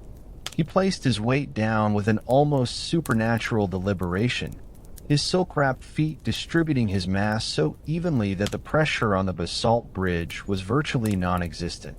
The entire process felt like an hour, though it lasted only a few minutes. Every millimeter of progress was a victory over the Guardian's lethal sensory field. The creature twitched and hissed, sensing something wrong with the earth, but unable to pinpoint the source. Finally, Gharib reached the heavy, bronze door of the tower. He looked back. The Guardian of the Silent Steps slowly uncoiled, its sensors returning to their dreadful normal. Gharib had escaped by the narrowest of margins. The door itself was sealed by a shimmering, cerulean ward, the main magical defense. As Maya had predicted, the ward was pulsating, its intensity reduced to a thin, flickering barrier. Gharib pressed the tip of the magical wreckage fragment against the barrier. The anti-magic energy of the wood instantly found the weak spot created by the ritual diversion. The ward dissolved with a barely audible hiss, leaving the great bronze door unlocked. Gharib slipped inside the tower just as the low tide reached its absolute minimum. The sound of a deep, echoing gong reverberated through the city, the signal that the Sea Dweller's ceremony was reaching its peak, and the 1-hour window was at its halfway point. Inside, the tower was a whirlwind of strange, arcane activity. The walls were lined with flickering instruments of brass and crystal, and the air smelled sharply of ozone and salt. Circular staircases spiraled endlessly upward. Gharib moved quickly, passing empty cells that held rusted shackles, ascending until he reached the tower's highest levels, the prison area, where Ajib would be held close to the magical observatory. He found his brother in the topmost cell, his hands chained by shimmering, black iron. Ajib looked thinner, his face pale, but his eyes, The eyes of the marvelous scholar were burning with fierce, unconquered knowledge. The reunion was silent, immediate, and profound. Gharib had found his brother, but the hardest part of the mission, the escape from the heart of the enemy's power, was only just beginning. The reunion of Gharib and Ajib in the topmost cell of the Tower of the Stargazers was not marked by loud, emotional cries, but by a powerful, profound silence. Gharib, the warrior, wasted no time in sentiment. He immediately used his dagger to test the resilience of the shimmering black iron chains that bound his brother's wrists. He found them not merely strong, but imbued with a powerful, humming enchantment. Ajib, the scholar, though physically weakened, held his composure. He met Gharib's eyes, transmitting a clear, urgent message without words. "There is no time, brother. The ward on the main door is tied to the king's ritual. It will snap shut when the ceremony ends. We have perhaps 30 minutes left." Gharib drew out the magical wreckage fragment, the splinter of dark wood that was his anti-magic compass. "This guided me. What power holds these chains?" Ajib, his eyes alight with intellectual focus despite the chains, explained rapidly in a low whisper. "The chains are forged by the high priest Asmer, using condensed magical darkness. A blade will only rebound. But the source of the enchantment is not darkness, but structure. It is a mathematical weave." Gharib immediately pressed the fragment of anti-magic wood directly against the core of the shimmering iron lock. The response was instantaneous and violent. The wood burned with an intense, cold heat, and the magical iron shrieked, dissolving the intricate mathematical enchantment in a flash of sulphurous smoke. The chains fell away, broken into inert, dull pieces of metal. Ajib rubbed his wrists, finally free. As Ajib gained his freedom, he quickly filled Gharib in on the terrifying stakes of their situation, confirming the servant Maya's partial account. "The king of the sea dwellers is not seeking wealth. He is seeking absolute power," Ajib whispered, moving swiftly and silently to a window overlooking the Black City. "I was brought here to translate the ancient language of the seals of Zulfikar. These seals protect an enormous, subterranean vault beneath the main palace. Inside that vault lies a relic, the Helm of Subjugation, an artifact that would grant the king power not just over the sea, but over all the minds and armies of the land, including the armies of Father Sultan Taj el-Muluk." "And you refuse to translate?" Gharib asked, his hand gripping the hilt of his sword. "I refused, yes," Ajib affirmed, his scholarly determination unwavering. "But the king is a sorcerer of immense patience. He has a backup plan. He intends to use the very alignment of the ritual tonight to create a magical surge. If I cannot be compelled to speak, the surge will destroy the seals entirely, but it requires my presence here as a focal point. If we are still in this tower when the ritual culminates, we will be caught in the magical blast, and the vault will open anyway." This added a terrifying layer of urgency. They were not just escaping a prison, but racing against a catastrophic magical event. The brothers descended the crystalline spiral staircase, their movements now a synchronized dance of speed and caution. Gharib's immense physical strength, honed by his life of hunting and combat, was the driving force, while Ajib's intimate knowledge of the tower's arcane layout, gleaned from months of forced study of the king's charts, provided the crucial map. Ajib knew the weak points in the structure, the empty levels, and the precise moment when the internal watch was lowest. As they reached the mid-level of the tower, the observatory where Ajib had been forced to study the seals, they encountered their first truly conscious opposition. A tall, gaunt figure in silver robes, a high priest of the sea dwellers, stood blocking the exit to the lower levels. This was not a mindless automaton, but a sorcerer of high rank, undoubtedly returning early from the ritual. The priest, his face a mask of cold fury, raised a twisted staff of coral. The scholarly prince thinks to defy the king. And who is this simple barbarian who dares breach the tower of stargazers? Gharib did not answer with words. He knew the fight had to be swift and silent. He drew his sword, not to engage the priest directly, but to deflect the initial magical attack, a thin, blinding bolt of concentrated salt light that erupted from the coral staff. Ajib, however, knew the critical vulnerability. Brother, the large brass sphere. It is the focus point for the ward. Strike the sphere. Ignoring the blinding light and the searing heat of the priest's attacks, Gharib sidestepped the magical blasts, using his momentum to launch himself across the floor. He brought his sword down with the full devastating force of his powerful arm, aiming not at the man but at the colossal, humming brass sphere in the center of the chamber, which served as the tower's localized magical amplifier. The sound of the impact was deafening. The steel meeting the enchanted brass released a shattering crack. The sphere imploded, sending shards of brass and raw, uncontrolled magical energy throughout the chamber. The high priest shrieked as his source of power dissolved, his silver robes catching fire from the uncontrolled energy. He collapsed, his magical staff clattering uselessly to the floor. Gharib looked at his brother, his chest heaving, his eyes alight with grim triumph. The strength of Gharib guided by the wisdom of Ajib, he stated, sheathing his sword. The prophecy is fulfilled. Now we run. They continued their descent, the rhythmic gong of the ritual sounding again, faster and more insistent now. They had destroyed the tower's amplifier, ensuring chaos, but the magical window was closing.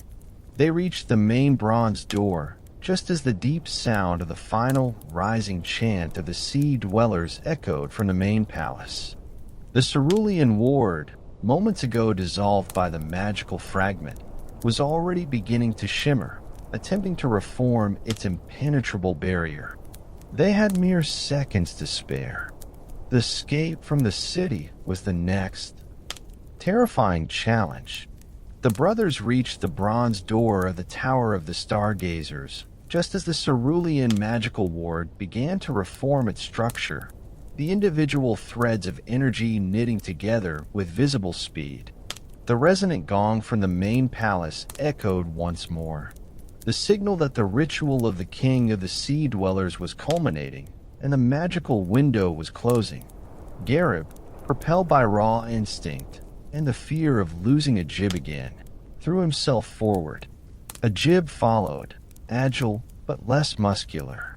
They squeezed through the rapidly shrinking gap of light just as the barrier snapped shut behind them with a blinding, deafening crack. The sound, amplified by the crystalline tower, served as an immediate alarm for the entire fortress. The moment they were free, the city plunged into a confusing, localized chaos. The destruction of the tower's magical amplifier had caused an internal system failure. The floating emerald light orbs, the city's magical eyes, began to spin wildly, their lights flickering and dying. The rhythmic pulse of power that permeated the city floor sputtered. This brief, technological paralysis, caused by Ajib's quick thinking and Gharib's strike, was their only hope. The main patrol routes will be locked down in minutes, Ajib shouted, his knowledge of the city's magical design proving invaluable. The guards will assume we are heading for the main gate. We must take the shortest, most illogical route back to the sewer tunnel. They became a single, coordinated unit of escape. Ajib, weakened but driven by the urgency of self-preservation, guided Gharib through the dark, twisting alleys with uncanny accuracy, remembering every cryptic route he had been shown during his forced studies. Gharib, the warrior, cleared their path, his silent blade flashing only when necessary to deal with a lone, startled sea dweller patrol member who stumbled into their path. As they sprinted past the shattered marketplace, a terrible, booming voice, raw with concentrated fury and magical power, echoed from the main palace. It was the voice of the king of the sea dwellers himself. Find them, the scholars and the barbarian. They must not reach the sea. Lock every exit. The command galvanized the city. The sea dwellers, realizing the severity of the situation, began to move with disciplined speed. Obsidian automatons marched into the main thoroughfares, and floating magical lights, though sporadic, began to concentrate on the area near the gates. Gharib and Ajib ran headlong toward the seawall. As they neared the section containing the drainage tunnel, they spotted a faint, deliberate sign, a small white piece of cloth tied around a protruding dark rock, subtly illuminated by the weak moonlight. It was a marker placed by a courageous servant, confirming the location of the sewer pipe and providing a final silent act of defiance against her oppressors. This is it, Gharib gasped, reaching the seawall. The grated opening was still partially pried open from his entry. The space was terrifyingly small, forcing them to squeeze through one at a time. Ajib, though physically less equipped for the task, insisted on going first. I am lighter. I will crawl through and confirm the outer coast is clear. Then I will pull you through. He forced himself through the narrow gap, tearing his fine robes and scraping his skin on the rusted metal, emerging onto the cold, volcanic beach outside. Gharib, hearing the shouts of the sea dwellers closing in rapidly, their distinct, clicking language filled with malice, knew he had no time. He shoved himself into the narrow, stinking aperture. The rough metal of the drainage pipe tore at his back and shoulders, and he had to fight the urge to panic as the stone pressed in on him. Just as his feet disappeared into the tunnel, the first wave of the king's advanced guards, led by two sorcerers whose eyes glowed red with rage, rounded the corner of the wall. They saw the end of the large pipe shaking violently and realized their prey was escaping. The sorcerers instantly unleashed bolts of dark, magical energy at the pipe. The iron groaned, and the rock surrounding the tunnel entrance began to crumble and superheat, narrowly missing Gharib's retreating feet. Ajib, on the outside, saw the magical attack and pulled with all his strength on his brother's legs.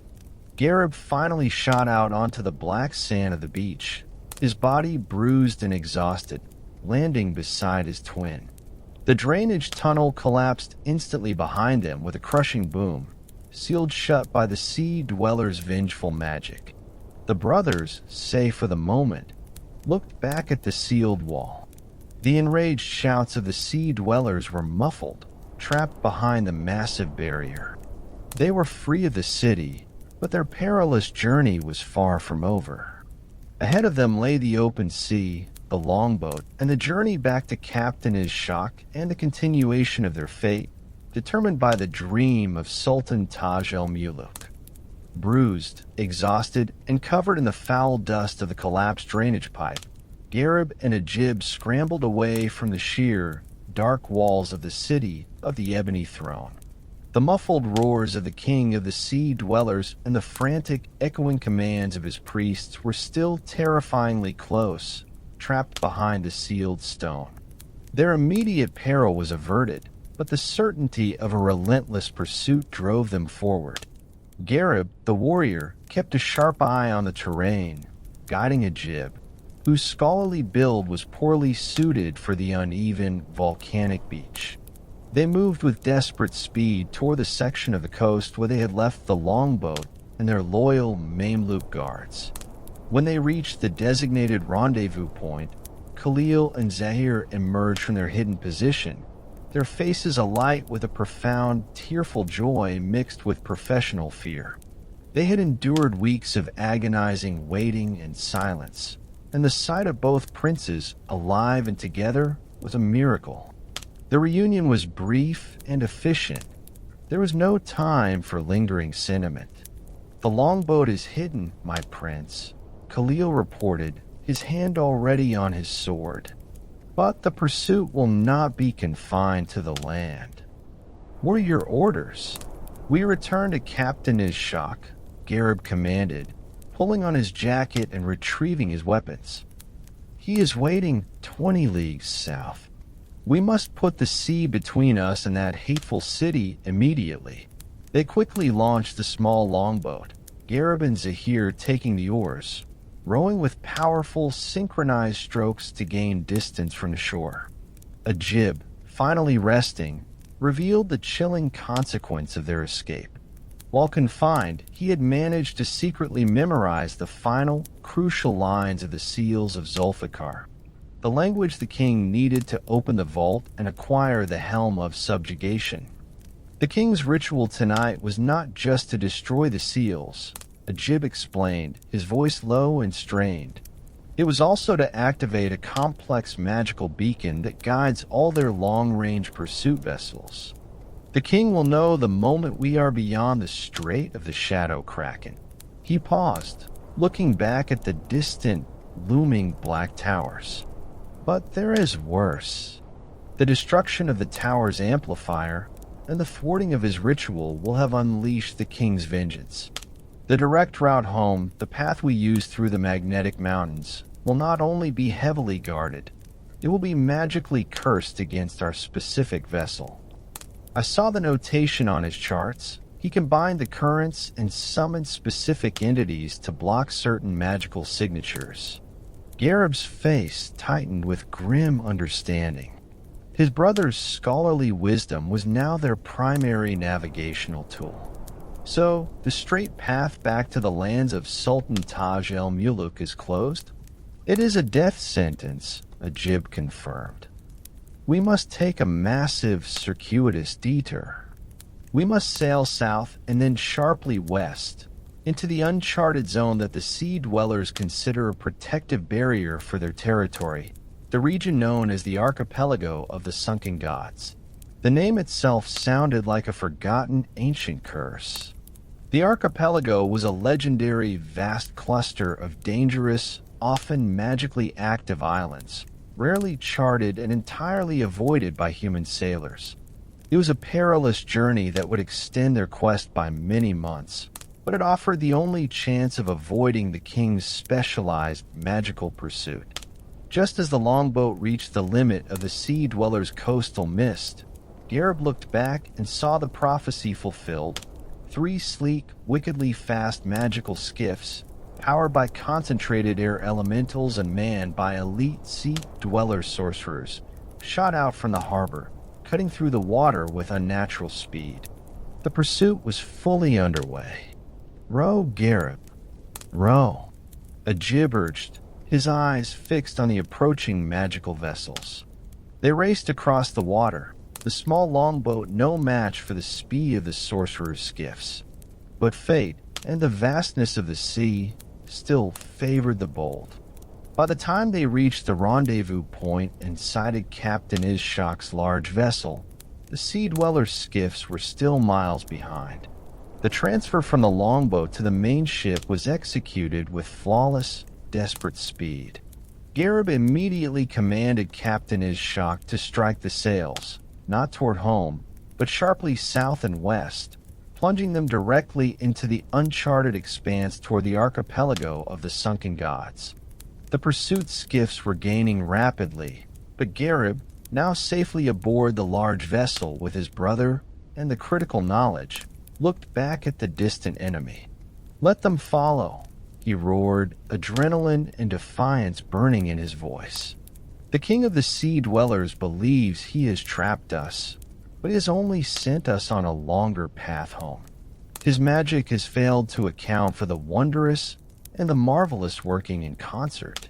The ship turned, disappearing into the vast, turbulent horizon, beginning the longest, most dangerous phase of their epic return journey, knowing that the sea dwellers' agents would be waiting on every treacherous shore. The main vessel, under the desperate, masterful command of Captain Ishak, plunged sharply south and west, cutting through the water with a powerful, disciplined force that had made the fleet of Sultan Taj el-Muluk renowned. For 2 days, the magical skiffs of the sea dwellers remained a persistent, terrifying threat on the eastern horizon. Though the larger ship was faster in the open water, the relentless, focused power of the skiffs, driven by summoned air elementals, meant that rest was impossible. Gharib and Ajib spent this time on the deck, observing the pursuit. Ajib, though weary, confirmed the enemy's strategy. "They are testing us, brother. These initial skiffs are swift, but they lack the range to follow us indefinitely into the uncharted zones. The king is measuring our direction. Once he knows our course, he will send a larger, dedicated pursuit, a fleet capable of crossing vast distances." Finally, on the third night, driven by a desperate turn and a heavy, artificial fog that Ajib recognized as a natural magical boundary, they managed to lose the skiffs. But their respite was brief, for they had entered the dreaded archipelago of the sunken gods. The archipelago was a bewildering, dangerous maze of water and land. Islands appeared and disappeared with the tides, shrouded in dense, milky mists. The sea currents were erratic, pulling the ship into dangerous, shallow reefs. Massive stone statues, the heads of forgotten deities, half submerged, jutted menacingly from the water, their features eroded by millennia of salt and magic. The entire region felt saturated with ancient, dormant power. After a week of navigating the perilous waters, the ship's supply of fresh water and reliable timber for repairs began to dwindle. They were forced to land. Gharib selected an island that appeared unusually large and stable, dominated by thick, lush jungle vegetation and a deep, sheltered cove.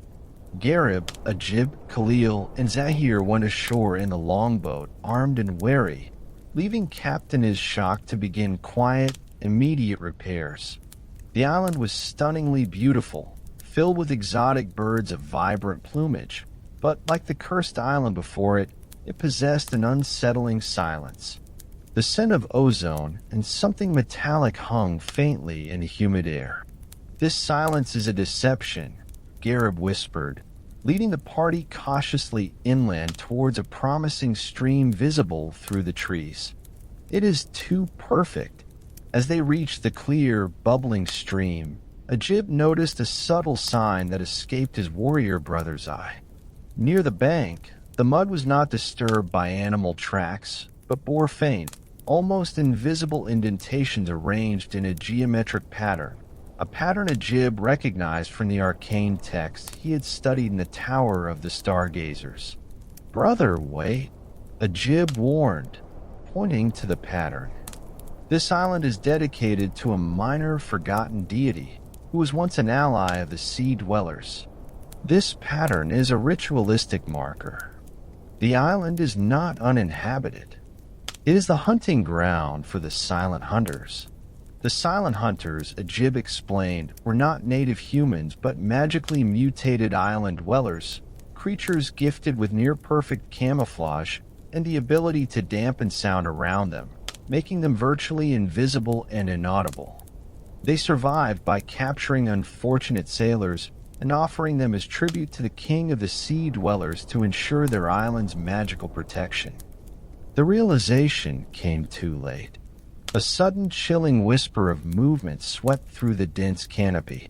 From the shadows of the immense jungle trees, a host of figures materialized. They were tall, gaunt beings covered in woven leaves and mud, their skin dyed to match the foliage, armed with obsidian-tipped spears coated in a potent paralytic poison. Their movements were utterly silent, their presence revealed only by the shifting of light on their wide, black, unblinking eyes. "To the stream!" Gharib roared, drawing his sword. "Do not let them separate us. Their spears are poison." The fight was instant and ferocious. Gharib, relying on his raw speed and power, became a whirlwind of motion. His focus was not on killing, but on creating distance, knowing his blade was useless against a camouflaged enemy that vanished into the foliage the moment it was struck. He used his sword to slash at the thick jungle growth, creating noise and confusion to counter the hunter's silence. Ajib, though not a warrior, fought with strategic purpose. He noticed that the hunters avoided specific patches of ground near the stream, the water source. They cannot cross certain lines, Ajib shouted, remembering a detail from the ritualistic texts. They are magically confined to the surrounding jungle. Using this vital information, Gharib fought his way back to the bank, drawing the entire group to the narrow, safer zone near the stream. Khalil and Zahir covered their backs, their arrows finding marks only when the hunters were forced into open ground. They managed to push the silent hunters back, securing enough time to refill their water casks and chop the necessary wood. The encounter had been a brutal reminder that in the archipelago, every beautiful shore held a trap woven by the king of the sea dwellers.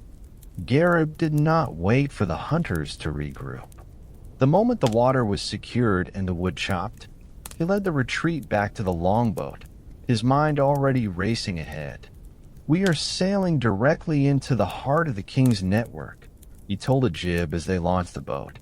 "We must find a way to make noise, to disrupt their silent world, or we will never reach home and the throne of Taj el-Muluk." The next challenge would require more than just strength and knowledge. It would require true ingenuity. Leaving the perilous island of the silent hunters behind, the ship sailed deeper into the bewildering chaos of the archipelago of the sunken gods. The constant threat of being observed and hunted by the king of the sea dwellers' agents weighed heavily on the crew. Gharib understood that their physical strength was sufficient for direct combat, but useless against an enemy that utilized silence and camouflage as its primary weapons. "We need a weapon against their nature," Gharib declared to Ajib and Captain Ishak. "We need to break their silence. We need to create a noise so loud and sustained that it will shatter their concentration and reveal their positions." Ajib, ever the scholar, nodded.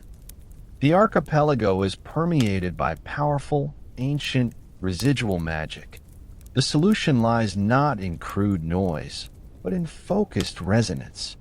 I recall reading cryptic maps in the Tower of the Stargazers, maps drawn by a captive gnome who worked for the Sea Dwellers. They detailed an island known as the Isle of the Hidden Forge. Ajib explained that the isle was the abandoned workshop of Gharib, a banished cyclops known in ancient lore for forging artifacts that utilized concentrated sound and light. It was said to be protected by non-lethal, but complex, magical traps designed only to deter theft. The brothers decided this was a necessary detour, gambling on the hope that Grom had left behind the components or the knowledge they desperately needed. Following Ajib's carefully drawn, reconstructed map, they found the island, a rugged, mist-shrouded peak dominated by veins of strangely shimmering, metallic ore. Gharib, Ajib, Khalil, and Zahir set off, leaving the ship anchored far offshore. The inland journey was a series of intellectual and physical challenges. The island was guarded not by hunters, but by the Cyclops' ingenious magical traps. They encountered fields where the ground was magically magnetized, causing their metal weapons to stick fast, forcing Gharib to rely on his wits and the anti-magic fragment to clear the path. They navigated tunnels where the air was magically compressed, requiring Ajib to calculate the precise angle of deflection for the pressure waves to pass safely. The synergy between the warrior and the scholar was perfect. Gharib provided the physical execution, Ajib provided the necessary arcane solution. Finally, deep within the mountain's core, they discovered the hidden forge. It was a vast, subterranean chamber filled with the discarded tools and unfinished works of the giant craftsman. The centerpiece was a gigantic, cold furnace and an anvil carved from a single piece of dark meteorite. They searched feverishly. They did not find a ready-made weapon, but they found something far better: a store of perfectly cut, highly resonant moon crystals and a preserved scroll of resonance. A complex magical formula detailing how to use the Cyclops' forge to amplify sound waves into a focused, localized sonic blast. "We have the components and the knowledge," Ajib exclaimed, his hands trembling with excitement as he translated the ancient script. "But we need heat, and we need to finish the forging before the residual magic of the furnace fades completely." Gharib, the resourceful action man, quickly began the process of reigniting the furnace using concentrated sunlight channeled through a massive, broken lens left by the Cyclops, creating a focused beam of intense heat. While Khalil and Zahir prepared the bellows, Ajib painstakingly translated the formula and instructed Gharib on the precise method of shaping the moon crystal and embedding a small piece of the anti-magic wreckage fragment into its core to make the resulting resonance effective against the Sea Dweller's enchantments. The work was grueling intense. Gharib hammered the crystalline structure, his sweat stinging his eyes, his muscular body working with the precision of a master smith, guided by Ajib's complex, real-time instructions. The final component was secured just as the residual heat of the furnace faded to a cold glow. The result was a small, fist-sized device, the sonic resonator. As Gharib held the strange, humming crystal device, a sudden, sharp cry echoed from the mountain entrance, a cry that was neither human nor sea dweller. A specialized patrol of 3 silent hunters, sent from the neighboring island and magically enhanced for speed, had tracked their residual magical signature and found their longboat. Gharib tested his new device. He channeled his will into the embedded anti-magic wood fragment and activated the sonic resonator. The moon crystal instantly emitted a localized, piercing, sustained high-frequency tone that was painful but bearable to the human ear. But to the silent hunters, dependent on their finely tuned sense of silence, the effect was catastrophic. The sound, amplified by the resonant magic, shattered their concentration and exposed their positions. The hunters shrieked in agony, their camouflage failing instantly as they clutched their ears and fell to the ground, exposed and vulnerable. "It works, brother," Ajib cried in relief. "Now we leave. We have the weapon to defeat their silence, but the enemy knows our exact location." The brothers grabbed the longboat, leaving the defeated hunters to recover in their noisy mountain retreat. The next challenge lay just ahead, as Ajib pointed the ship toward the deepest, most treacherous heart of the archipelago, a place where noise was their only shield, but where the king of the sea dwellers himself might be waiting. The vessel, now navigating deeper into the perilous waters of the archipelago of the sunken gods, carried a renewed sense of cautious optimism. Gharib held the sonic resonator, the moon crystal device, which promised to be their shield against the silent, treacherous tactics of the enemy. Ajib guided the ship, meticulously correlating ancient star charts with his memory of the sea dwellers' arcane pathways, steering them through the maze of mist-shrouded islands. The atmosphere grew heavier, the silence profound. They were approaching a region Ajib identified as the Strait of the Silent Whales, a notorious choke point and a favorite hunting ground for the king of the sea dwellers. "This is not a place of physical ambush, brother," Ajib warned, pointing toward a towering, ominous rock formation that flanked the narrow passage. "Here we face the sea witches. They are not warriors, but sorceresses specialized in psychic and emotional warfare. They will not sink the ship with fire. They will compel the crew to sink it themselves by shattering their minds." As they entered the narrowest part of the strait, the attack began silently and insidiously. A wave of profound, invasive psychic energy washed over the ship. The illusions were immediate and agonizingly personal. Crew members began to cry out. Some rushed to the railings, screaming that they saw their homes on the shore and attempted to leap overboard. Others collapsed, overwhelmed by sudden, crippling despair and visions of past failures. Captain Ishak, his face contorted in a mask of overwhelming anguish, suddenly seized the wheel, fighting the nearest sailor. "It is futile," he screamed, his eyes vacant. "We must surrender. The price of our lives is Ajib.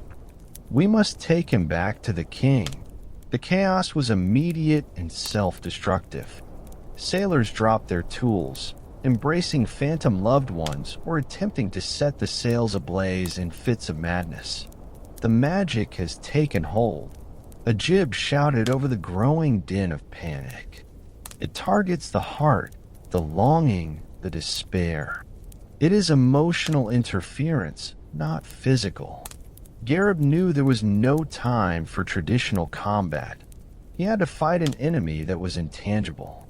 He rushed to the bow, the sonic resonator gripped tightly in his hand. He focused his immense will, the will of the wondrous prince who refused despair, and channeled that focus, along with the stored anti-magic energy from the wreckage fragment, into the moon crystal.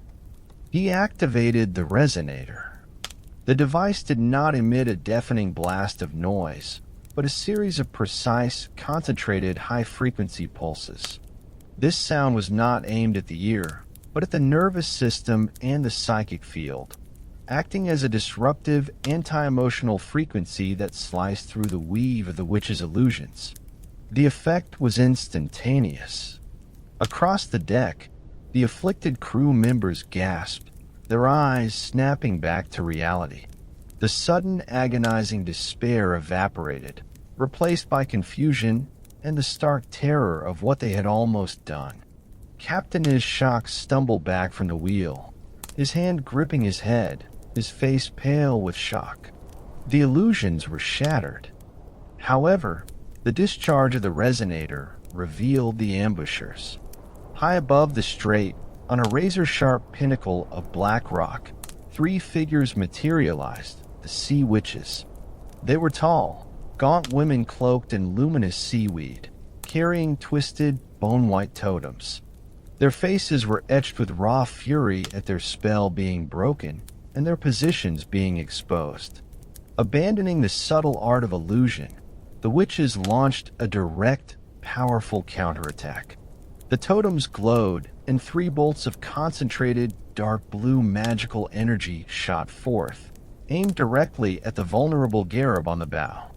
Gharib raised his sword, knowing he could deflect 1 bolt, perhaps 2, but not 3 concentrated magical strikes. Then Ajib intervened, his scholarly mind calculating the magic in real time. "Brother, the blue light is residual energy from the High Priest Asmer. The resonator must use a specific counter rhythm to nullify it. Quick, use the rhythm of the tower's amplifier." Without hesitation, Gharib adjusted the crystal's frequency, pushing his focus into a rapid, complex pattern based on Ajib's memory of the destroyed tower. The resonator responded, emitting a frantic, shimmering counter-frequency. The resonator's discharge met the 3 bolts of dark energy midair. The collision was spectacular. The blue and sapphire energies neutralized each other in a flash of sterile, cold light and a cloud of salty steam. The witches shrieked in defeat, their potent attacks rendered useless. They could not risk another attempt as the ship, driven by the now restored crew, surged forward with desperate speed, clearing the narrow strait. They had defeated the ambush through the perfect synergy of action and intellect. Gharib's courage and rapid execution combined with Ajib's precise academic knowledge. They left the defeated witches to their silent rock, their purpose fulfilled. As the ship sailed into the open waters beyond the archipelago, the crew cheered, but the princes knew the peril was far from over. The archipelago was the king's defensive perimeter. Now they were on the open seas, and the king of the sea dwellers would no longer rely on subordinates or subtle magic. He would send the full, crushing force of his naval power. The final long-awaited chase across the globe to the homeland of Taj el-Muluk was about to begin. Emerging from the tumultuous archipelago of the sunken gods, the vessel felt the welcome embrace of the vast open ocean. The air was cleaner, the currents predictable, and the ship could finally sail at its full tremendous speed. Gharib stood with Ajib at the bow, looking westward, the direction of their homeland, the great city of Cairo, and the throne of Sultan Taj el-Muluk. The relief was palpable, but short-lived. Ajib, though now safe and unchained, felt a chilling premonition. Brother, the king of the sea dwellers is not accustomed to failure. The defeat of his silent hunters and the neutralization of the sea witches will only have solidified his resolve. On the open sea, he will use his true strength, not subtle magic, but brute, strategic naval power. Ajib's prophecy was swiftly confirmed. By the third day of sailing in the open water, the lookout cried out, spotting a terrifying sight on the eastern horizon, a dark immense shape moving with frightening speed. It was not a collection of skiffs, but a single massive warship, a vessel constructed entirely of enchanted black basalt, propelled not by sails but by powerful, shimmering magical motors visible beneath the waterline. It was the flagship of the king's pursuit fleet, and it was gaining on them rapidly. "That is the Shadow Hunter," Ajib stated grimly, recognizing the vessel from the king's charts. "It is the fastest ship in his arsenal, manned by his most elite sea dweller warriors and commanded by his Grand Vizier, Malakachar. It is faster than us, brother, and heavily armed with sorcery." Captain Ishak, realizing the gravity of the situation, pushed his human vessel to its limit, ordering every sail deployed and every ounce of speed squeezed from the ship. But the Shadow Hunter was an instrument of magic and wrath. Its speed was relentless, its presence a constant, dark shadow on their wake. The chase became a grueling, non-stop test of seamanship and endurance. Days blurred together. The Sea Dwellers did not attempt to board immediately. They maintained a terrifying distance, content to wear down the human crew with psychological warfare and intermittent magical attacks. Bolts of condensed lightning and bursts of freezing salt mist that chipped away at the ship's morale and hull. Gharib, though exhausted, remained the tireless pillar of strength. He rotated the crew through the watch, enforced rest, and personally intercepted every magical attack with the anti-magic fragment and his own immense, disciplined will. He was the shield, while Ajib was the guiding mind. On the fifth day of the chase, the Sea Dwellers decided to end the game. The Shadow Hunter gained a commanding position directly to the starboard side. Its deck swarmed with black-armored warriors, and Mekar, the Grand Vizier, a massive, imposing sea dweller with eyes like cold emeralds, stood at the bow, raising his staff, a powerful, ancient trident glowing with dark, primordial energy. "Surrender, Prince Gharib." Malakachar's voice boomed across the water, amplified by magic. "Your knowledge belongs to the king. Return the scholar and save your lives." Gharib responded by drawing his sword and standing beside his brother. "We do not surrender what belongs to the land to the tyranny of the deep. We are going home." Malakar merely smiled, a terrifying display of jagged, sharp teeth. He slammed the trident down onto the deck of the Shadow Hunter. The sea reacted instantly and violently. A gigantic, cyclonic whirlpool erupted directly between the two ships. It was not a natural phenomenon, but a massive, sustained magical vortex designed to pull both vessels to the crushing, inescapable depths. It spun with terrifying speed, its edges nearly touching the hulls of both ships. The whirlpool is magically created and sustained. Ajib cried, his face pale with the exertion of rapid calculation. "It is powered by the trident and the basalt of their ship. The current is drawing us both in." Captain Ishak fought the helm with desperation, but the ship was caught, spiraling inward toward the vortex's hungry center. The sea dwellers, confident in their magical protection and the superior strength of their basalt ship, watched grimly as the human vessel succumbed to the magical maelstrom. Gharib realized the confrontation was no longer a battle of maneuver. It was a battle of will and magic. He had to disable the source of the whirlpool. He had to hit the Shadow Hunter, the ship, the trident, and Malakar with a single, concentrated, devastating blow.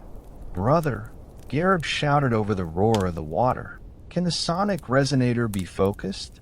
Not to disrupt, but to shatter." Ajib, his eyes alight with a terrifying genius, grabbed the resonator. "It requires a complete, final discharge of all the anti-magic energy within the moon crystal. It will destroy the resonator, but the resulting shockwave might disable their magical motors and disrupt the trident's focus. It is a one-time shot, Gharib, and it requires absolute synchronization." The vessel spiraled closer to doom. Gharib nodded, gripping the crystal. He and Ajib locked eyes, the warrior and the scholar, the wondrous and the marvelous. The fate of their quest, their father's throne, and their very lives depended on a single, perfectly coordinated act of desperate magic. The ship was spiraling rapidly toward the center of the magical whirlpool, the roar of the water deafening, the spray lashing across the decks like whipcords. The obsidian warship, the Shadow Hunter, commanded by Malakar, maintained its grim position, its crew watching the human vessel's final descent with cold certainty. Gharib and Ajib stood on the deck, lashed together for stability, their concentration absolute. The entire quest, the honor of Taj el-Muluk, and the fate of their kingdom rested on the perfect execution of this one desperate move. Gharib, Ajib yelled over the maelstrom, his eyes fixed on the moon crystal sonic resonator. "You must push your entire will, your anger, your love, your purpose, into the fragment. I will provide the arcane frequency to focus the anti-magic energy into a single, devastating spike." Gharib, the warrior, did not hesitate. He closed his eyes, drawing upon the immense, disciplined strength of his body and the fierce determination forged in his heart. He didn't just push his will into the crystal. He poured his very essence into the small, fragile moon crystal. The embedded fragment of wreckage flared with a blinding, white-hot intensity that transcended all known magical colors. Ajib, simultaneously, began the complex, near-impossible task of tuning the resonator. He manipulated the crystal structure with his bare hands, directing the raw anti-magic force, calculating the precise resonant frequency needed to not only shatter the magical structure of the whirlpool, but also to overload the magnetic, enchanted engines of the Shadow Hunter. The moment arrived. As the ship's keel scraped dangerously close to the maelstrom's core, Ajib screamed, "Now, discharge." Gharib released the energy. The sonic resonator did not simply fire. It exploded with a silent, concentrated shockwave of focused anti-magic resonance. This wave was invisible, but its effect was cataclysmic. The magical whirlpool instantly shrieked, its water structure dissolving as if struck by an invisible hammer. The vortex collapsed, replaced by a sudden, terrifying chaos of surging, conflicting waves that tossed both the human ship and the Shadow Hunter like toys. The primary target, the Shadow Hunter, bore the full brunt of the shockwave. The anti-magic pulse overloaded its basalt shell and fried its internal magical motors. A blinding flash of purple energy erupted from the warship's engines, and the sleek vessel staggered, its movement instantly arrested. Malakar, the Grand Vizier, was caught directly in the feedback loop of the shattered magical trident he held.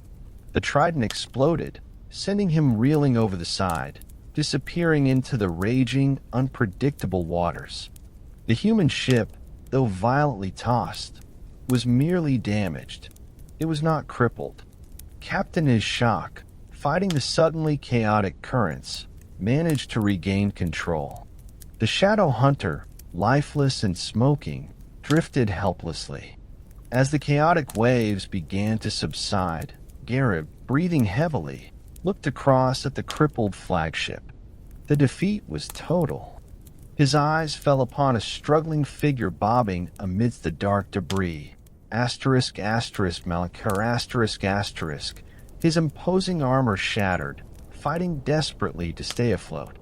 A fierce desire for retribution warred with a noble code instilled by Taj el-Muluk. This man had just attempted to kill them, and had served the tyrant who stole his brother.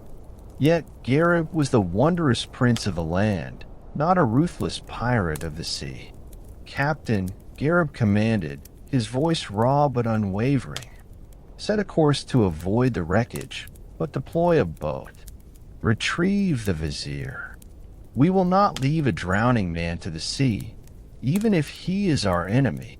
The crew, amazed by their prince's mercy and moral clarity, swiftly obeyed.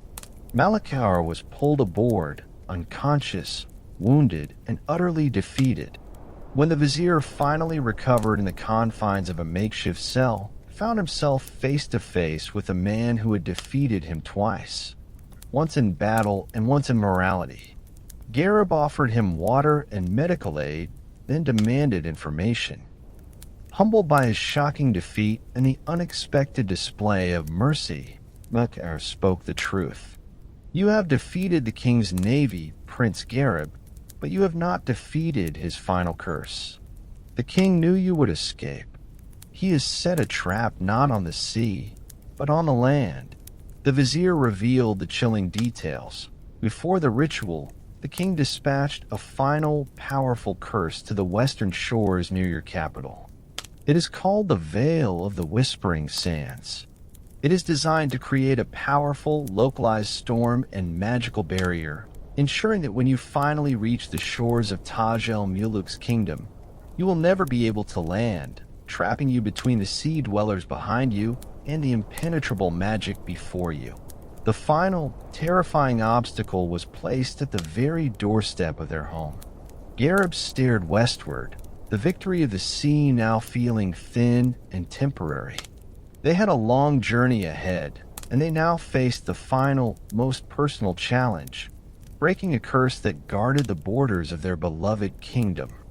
The long, final leg of the voyage was consumed by a quiet, agonizing tension. The ship sailed westward, closer every day to the homeland of Sultan Taj el-Muluk, but the joy of the return was poisoned by the knowledge of the final, desperate trap, the Veil of the Whispering Sands.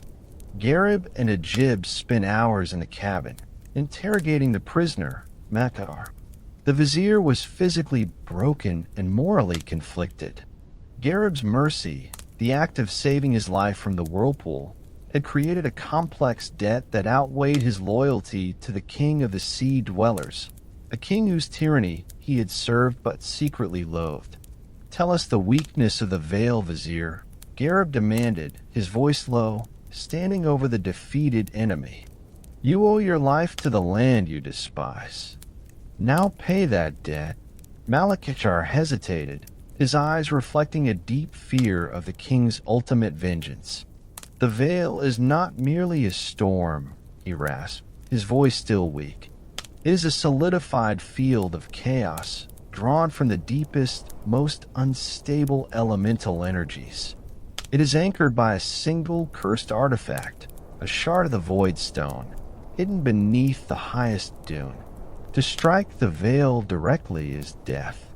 To pass through it is impossible. Ajib, however, pressed him on the arcane details, utilizing his specialized knowledge. Tell me of the Void Stone's resonance. What is its weakness? Does it draw on solar energy? Lunar alignment? What time of the day is its power at its minimum? Cornered by the superior knowledge of the scholar, Malkar finally surrendered the critical piece of information. The king knew you would return swiftly. The veil is designed to be strongest during the day, but its anchor point, the Void Stone, must be renewed every 30 days by the light of the new moon. For a fleeting moment, precisely at the peak of the new moon's rise, the elemental energies shift from chaos to temporary stability. That is the only time the physical anchor can be struck. Gharib and Ajib exchanged a glance of fierce, synchronized understanding. The solution was tactical, requiring precise timing and a single perfect strike. Ajib immediately set about calculating the exact time of the next new moon's rise relative to their position, utilizing the few astronomical instruments the ship possessed. The results were stark. They would arrive at the coast with only a few hours to spare before the critical window opened. The day finally arrived. The familiar coastline of their homeland, the golden sands and the dark, distant mountains surrounding the capital, came into view. But the sight was heartbreaking. The Veil of the Whispering Sands manifested as a colossal, unnatural tempest, a churning wall of sand, wind, and lightning that stretched for hundreds of leagues along the coast. It was a terrifying, impenetrable magical barrier, crackling with raw, chaotic energy. Captain Ishak brought the ship to a slow, watchful halt several miles offshore. They had reached their home, only to be blocked by the king's final act of malice. Gharib turned to Malakir, who was now fully aware that the moment of truth had arrived. The vizier was a prisoner, but he was also the key to their final freedom. "Vizier," Gharib said, holding out a ceremonial dagger, hilt first, "we are going ashore to strike the anchor. We will return you to our father, the Sultan, to face justice, but I will not execute you here. However, to strike the Void Stone effectively, we need a distraction at the moment of the new moon's rise, a controlled, precise counter-magical pulse that will temporarily shift the elemental balance of the veil and expose the anchor." Gharib then gave him the ultimate choice. The knowledge to create that pulse is contained here. Gharib tapped his brother Ajib.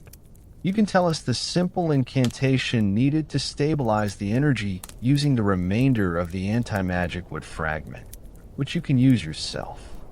Or you can remain silent and seal the fate of us all."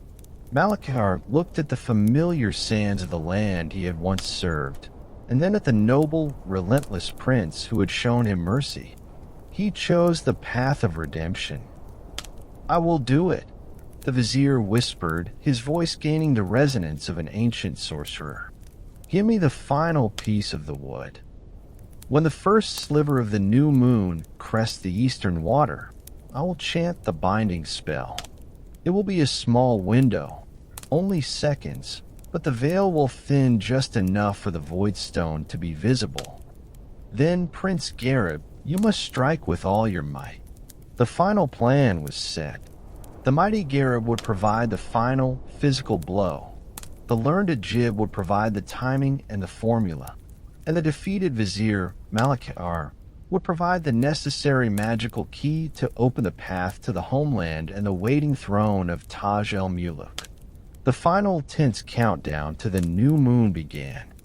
The ship waited, silent and steady, several leagues off the coast of the homeland.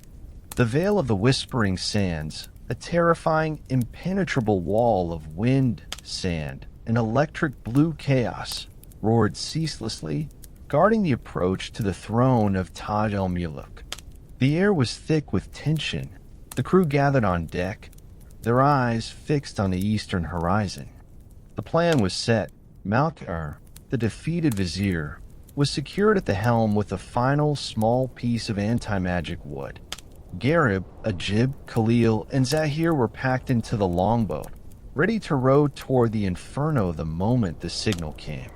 The time was critical, the rise of the new moon, the precise moment of magical vulnerability. As the absolute darkness of the night reached its deepest point, the thin, ghostly crescent of the new moon crested the eastern water. "Now, Vizier, now!" Ajib shouted, his eyes blazing with calculation, the mathematical alignment perfect. Malakachar, fulfilling his complex moral contract, placed the anti-magic wood shard in his mouth and began to chant the binding spell, a deep guttural incantation of elemental manipulation. The veil of the Whispering Sands reacted with instant, terrifying fury. The storm roared, seeming to focus its magical wrath on the ship.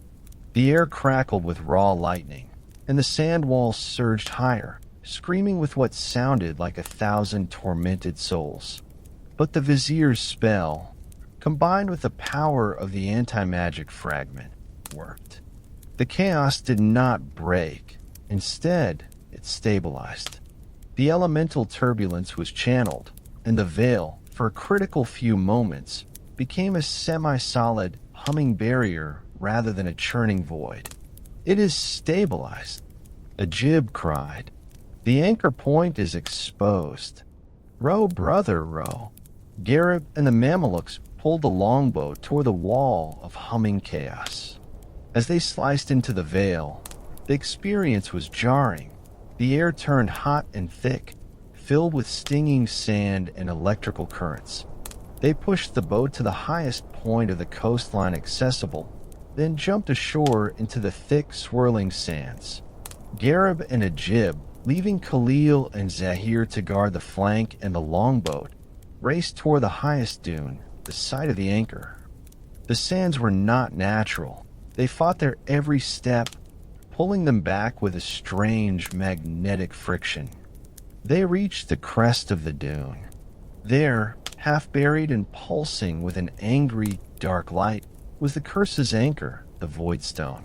It was a jagged shard of pure, magical obsidian, radiating an oppressive aura of chaotic energy. But the king of the sea dwellers had not left his anchor unguarded. As Gharib raised his sword, two figures materialized from the churning air, elemental guardians forged from the sand and wind, their forms humanoid but composed entirely of stinging dust and crackling energy. They attacked with silent, slashing blows of condensed air. "Brother, the timing is lost," Ajib yelled, shielding his face from the stinging sand. "The stabilization will only last seconds more. You must strike. I will handle the guardians." This was the final, definitive moment of their quest. Gharib ignored the physical pain of the sand and the slashing winds. He put every ounce of his focus, his immense strength, and his righteous fury into his sword arm. He knew he had one chance. Ajib, simultaneously, unleashed a brilliant, improvised defensive spell. He began scribbling rapid, complex geometric shapes in the sand with his finger, the remembered patterns of the seals of Zulfikar. These patterns, though incomplete, created a momentary, localized magical shield that trapped the two elemental guardians, disrupting their chaotic forms. Gharib seized the opportunity. He lunged forward, his sword held high, and brought the shining steel blade down onto the dark, pulsating surface of the Void Stone. The impact was beyond immense. The blade of the wondrous prince met the cursed anchor of the sea dwellers. The obsidian shattered with a colossal, deafening boom that momentarily eclipsed the storm. The destruction of the Void Stone triggered a massive, final magical backlash. A pillar of white, purifying light shot up from the dune, piercing the chaotic darkness of the veil. The entire magical barrier collapsed instantly. The screaming wind died down, the stinging sand fell silent, and the unnatural lightning ceased to crackle. Silence returned to the coast, a clear, beautiful, final silence. Gharib stood amidst the debris, his sword planted in the sand where the anchor had been. He was exhausted, bleeding from countless superficial wounds, but triumphant. Ajib staggered toward him, his scholarly robes torn, a triumphant, joyous smile on his face. The way home was clear. They looked up to see their own banner, the glorious standard of Sultan Taj el-Muluk, waving proudly on the now visible battlements of the distant capital. Their perilous journey was over. The wondrous prince had brought the marvelous scholar back to the land, ready to tell the tale of their extraordinary journey to the throne. The chaos of the Vale of the Whispering Sands had utterly vanished, replaced by the warm, clean air of the homeland. Gharib and Ajib, exhausted but triumphant, were rowed back to the main vessel, where Captain Ishaq and the crew erupted in cheers of profound relief and jubilation. The long, perilous journey was finally at its end. The final sail was a glorious procession. As the ship approached the grand harbor of the capital city, the news of the prince's miraculous survival and return spread like wildfire. The city, which had mourned the loss of the wondrous prince and the abduction of the marvelous scholar, poured out onto the docks. The cheers were deafening, a wave of human sound that washed away the memory of the sea's silent terrors. The climax of the return occurred at the steps of the majestic palace.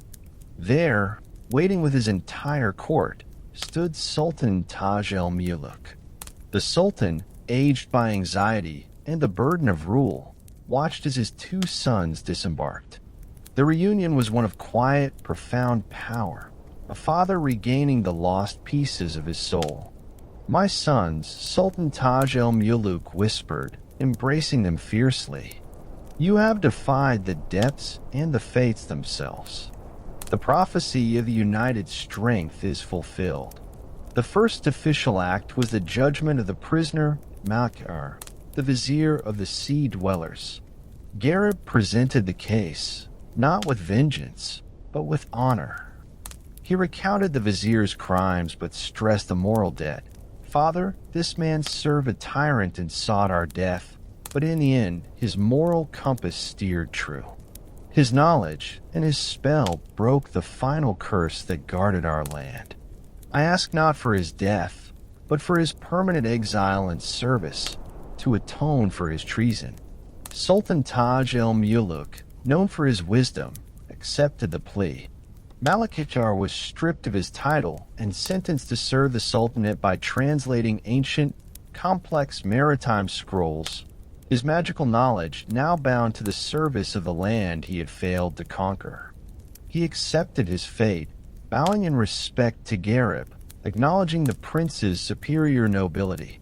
Over the next few weeks, as Gharib recovered and Ajib regained his strength, the two brothers delivered their complete report.